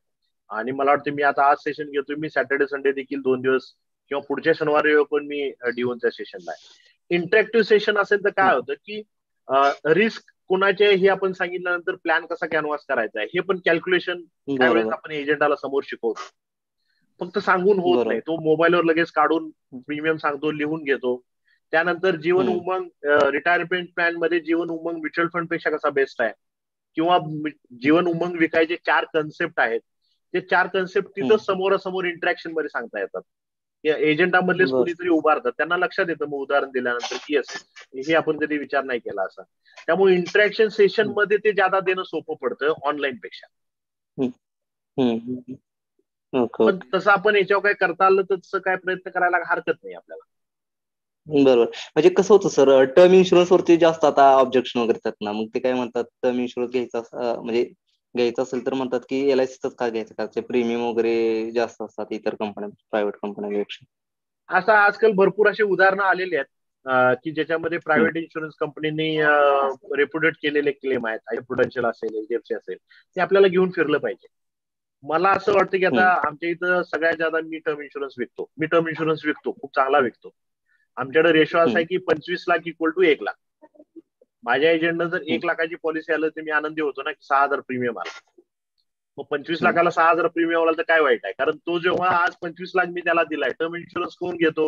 ज्याच्याकडे ITR आहे तोच टर्म इन्शुरन्स घेऊ शकतो. म्हणजे बेसिकली टर्म इन्शुरन्स मध्ये मला कळतं की त्याची व्हॅल्यू किती आहे, प्लस जुन्या पॉलिसीज कळतात मला, त्याने प्रायव्हेट मध्ये काय घेतलं काय कळतं, सगळंच मला कळतं.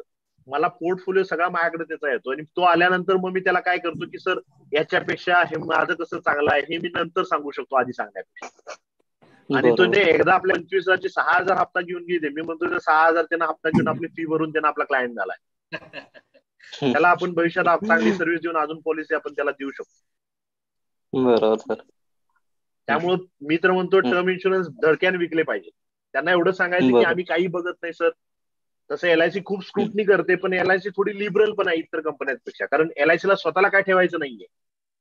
LIC 40 लाख करोडचं हँडलिंग करते, पण स्वतःला 0% प्रॉफिट ठेवते. आता ती IPOच्या माध्यमातून थोडं 3-3.5% ठेवायला चालू करेल, पण ते पण वरचं शेल की आता जे नॉन पार्टिसिपेटिंग आहे, पार्टिसिपेटिंगचं आपण काही ठेवणार नाही आहे. त्यामुळे आज समोरच्या कसं आम्ही 1-1 कोटीच्या पॉलिसीज केल्या हजबंड वाईफच्या, की ज्यांनी आधी प्रायव्हेटला कोटेशन घेतलं आणि त्यांनी LICला घेतलेला. सेम कारण ह्याच्यावर की बाबा तुम्ही LIC का घ्यायचे, आपण समोर बसून आपलं रिलेशन आहे. ऍक्च्युली LICचा इथं काही संबंधच नाहीये. कस्टमरच्या आणि एजंटच्या आणि आपण तिथं जाऊन जे बोलतो त्या रिलेशनवर तो आपल्याकडे पॉलिसी काढायची का नाही ठरवतो. बरोबर. आणि ऑनलाईन आणि ऑफलाईनचं पण आहे. भरपूर लोक ऑनलाईन घेतो म्हणतात. जर एखाद्या व्यक्तीला ऑनलाईन पॉलिसी घ्यायची असेल तर पुरुषाला ते ठरवण्याची अजिबात मान्यताच नाही की पॉलिसी मी ऑफलाईन घ्यायची की ऑनलाईन घ्यायची. ऑनलाईन घेत असताना क्लेम कोण करणार आहे? पत्नी करणार आहे. त्यामुळे त्यानं पत्नीला विचारलं पाहिजे की मी ऑनलाईन घेऊ का ऑफलाईन घेऊ. कारण क्लेम आल्यानंतर तो व्यक्ती क्लेम घेण्यासाठी स्वतः नसणार आहे, पत्नी असणार आहे. मग पत्नीला तुम्ही जाऊन दाखवा की बा मी हे ऑफलाईन घेतलं तर मला 4,000 रुपये 5,000 रुपये हप्ता जास्त येतो, आणि जर ऑनलाईन घेतला तर 5,000 मला आता कमी येतो. पण मी जेव्हा नसेल तेव्हा जिथं मी 5,000 जास्त भरतोय तिथं तुला घरात सर्व्हिस मिळेल, तो घरात चेक आणून देईल, सगळं डॉक्युमेंट घरातून घेऊन जाईल. आणि जिथं 5,000 आज माझे वाचणार आहे तुला बाहेर पडून तुला सगळं करावं लागेल, तिथं कोण मदत करणार नाही. मी 100% सांगतो 99.99% लेडीजचं असेल की जाऊ दे आता 5,000 भरा, मला नंतर ताप नको. ओके चालेल ठीक आहे. आणि हे पॉलिसी आम्ही असं केलेलं आहे. पॉलिसी होल्डरला सांगितलं, मी मॅडमना सांगा की 5,000 रुपये मला कमी पडतायत आणि ऑनलाईनला 5,000 रुपये भरले आणि LICत भरले तर मला 5,000 रुपये जास्त लागतात. LICत भरले तर मला नंतर तो एजंट सगळं करून देईल, ऑनलाईन बाई तुला करावं लागेल. तर ते मॅडमने सांगितले की नाही 5,000 जादा भरा, नंतर मला कुठं कळणार आहे काय काय करायचं. ओके बरोबर आहे. तर आपण सेमिनारचं किती घेतोय, म्हणजे फीस स्ट्रक्चर कसं आहे? तर आपण असं आता मी स्वतःचं फी स्ट्रक्चर असं काय ठेवलेलं नाही, कारण ऍज मी DO म्हणून काम करतोय, मी फॅकल्टीला पण काम करतो. मी सगळ्या DOना तेच सांगतो की तुम्ही सेशन ठेवा, येण्या जाण्याचा माझा खर्च करा, राहण्याचं करा, आणि सेशन ऐकल्यानंतर तुम्हाला जे वाटेल ते तुम्ही फीस तुम्ही देऊ शकता. अशी काही फिक्स पेड आपण फी ठेवलेली नाही. Okay sir.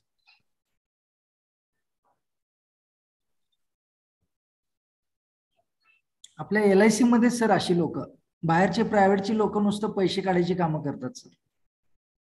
निर्मळ कसं आहे आता बऱ्यापैकी ज्या DOचे मी सेशन घेते तरच आहेत, किंवा बऱ्यापैकी लोकांना आपण ओळखतो ऍज अ DO, त्यांना आपण प्रोफेशनली आपण पैसे एवढे तू दे असं येऊ म्हणू शकत नाही. बरोबर बरोबर सर. प्रायव्हेट ट्रेनरचं कसं आहे, त्यांचा तो बिझनेसच आहे. बरोबर सर.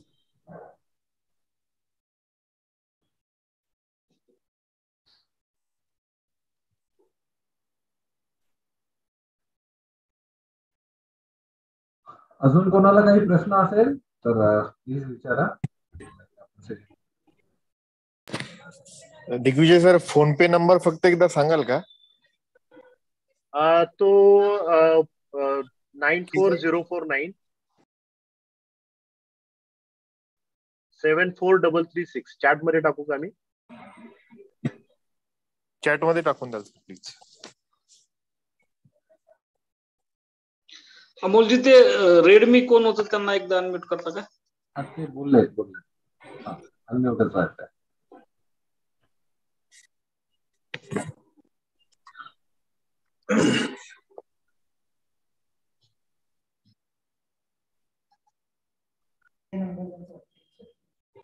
सर तुमची ब्रांच कुठली आहे कोल्हापूर मधले? कोल्हापूर 947. म्हणजे सिटी मधली आहे का सर? होय होय. Okay okay sir. Kolhapur city म्हणजे ग्रामीणचाच भाग येतो. Okay sir. मित्रांनो, शेवटचा 1 मिनिट. आपल्याला जर काही प्रश्न असतील तर एकदा चॅट मध्ये टाका किंवा हँड रेज करा. अमोल सर आपल्याला अनम्यूट करतील. अदरवाईज आपण आजचं सेशन रॅप अप करूया.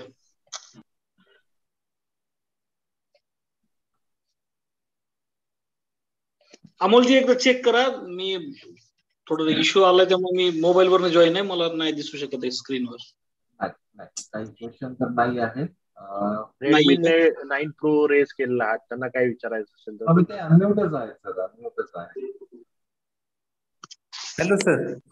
हा, आपला रेसिडेंट ऍड्रेस मिळेल का कोल्हापूरचा? कोल्हापूर काय म्हणजे कशासाठी या ना, कधी फोन करा, अवेलेबल आहे. ऍक्च्युली मी कोल्हापूरची रिलेटेडच आहे. बर. जर आलो कोल्हापूरमध्ये तर मी न्यू कॉलेजचे विद्यार्थीच आहे मी ऍक्च्युली. बर बर बर. मग आपल्याशी भेटलं तर 1 to 1 बोलता येईल. या ना, फोन करा. लक्ष्मीपुरीमध्ये जी ब्रँच आहे त्या ब्रँचच्या समोरच माझं पर्सनल ऑफिस आहे. लक्ष्मीपुरीचं का? हा, लक्ष्मीपुरी ब्रँच. हा ते ब्रँचच्या बरोबर समोर अपोजिट साइडलाच माझं ऑफिस आहे, पर्सनल ऑफिस. पद्मा टॉकीज शेजारी का? नाही, ब्रँच लक्ष्मीपुरी चौकातच ब्रँच आहे, फोर्ड कॉर्नरला. बर. ब्रँच मधून बाहेर आलं, रोड क्रॉस केला की समोर माझं ऑफिस आहे. फोर्ड कॉर्नरला आहे का? फोर्ड कॉर्नरला. बर. चालेल sir. Okay, thank you sir. Yes. Digvijay sir, खूप खूप धन्यवाद. मित्रांनो, मी जसं सुरुवातीला उल्लेख केला की 2006च्या बॅचचे आम्ही दोघं आहोत. आमची बघत नाहीत. यशदामध्ये पहिल्यांदा ट्रेनिंग सेशन झालेलं होतं, तिथे आम्ही सोबत होतो. आणि दिग्विजय सरांच्या बाबतीत सांगता येईल की ते स्वयंभू नेतृत्व आहे, म्हणजे लिडरशिप क्वालिटीज पहिल्यापासूनच होत्या. तर मित्रांनो, हा एक अभिमानाचा आणि आनंदाचा क्षण आहे की आपलाच एक बॅचमेट इतक्या चांगल्या प्रकारे एक छान ट्रेनर पण होऊ शकतो. आणि ज्यावेळेस आपण बघतो की बाजारामध्ये इतर ट्रेनरला आपल्याला पैसे द्यावे लागतात किंवा जास्त पैसे मोजावे लागतात ट्रेनिंग घेण्यासाठी, अशा पार्श्वभूमीवर आपलाच डेव्हलपमेंट ऑफिसर बांधव इतक्या चांगल्या प्रकारे काम करत असेल आणि जसं राहुलजी म्हटले की तसं अगदी क्षुल्लक किमतीमध्ये इतकं छान पुस्तक त्यांनी डेव्हलप केलेलं आहे. तर मला असं वाटतं मित्रांनो की आपण सर्वांनी, सर्व विकास अधिकारी बांधवांनी आपल्या टीम मेंबर्स पर्यंत, प्रत्येक टीम मेंबर पर्यंत हे पुस्तक पोहोचवावं.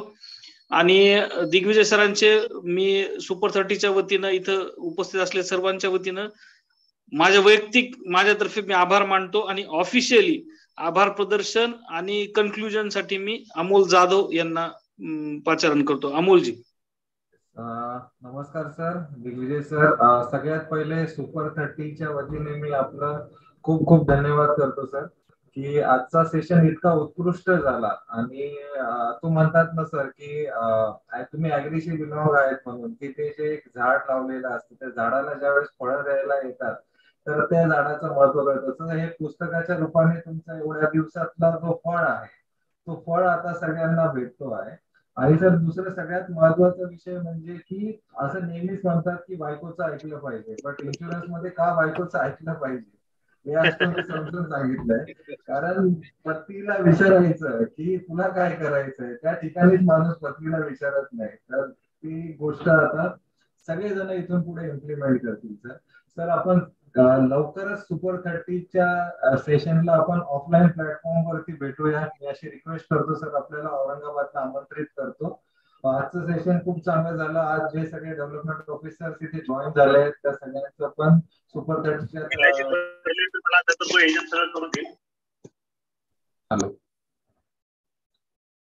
हॅलो येस, मी सर्वांचं सुपर 30च्या वतीने आभार मानतो. आजचं हे सेशन आपलं संपलं आहे. Conclude this session. Thank you. Good night. Thank you very much. चलो, गुड नाईट.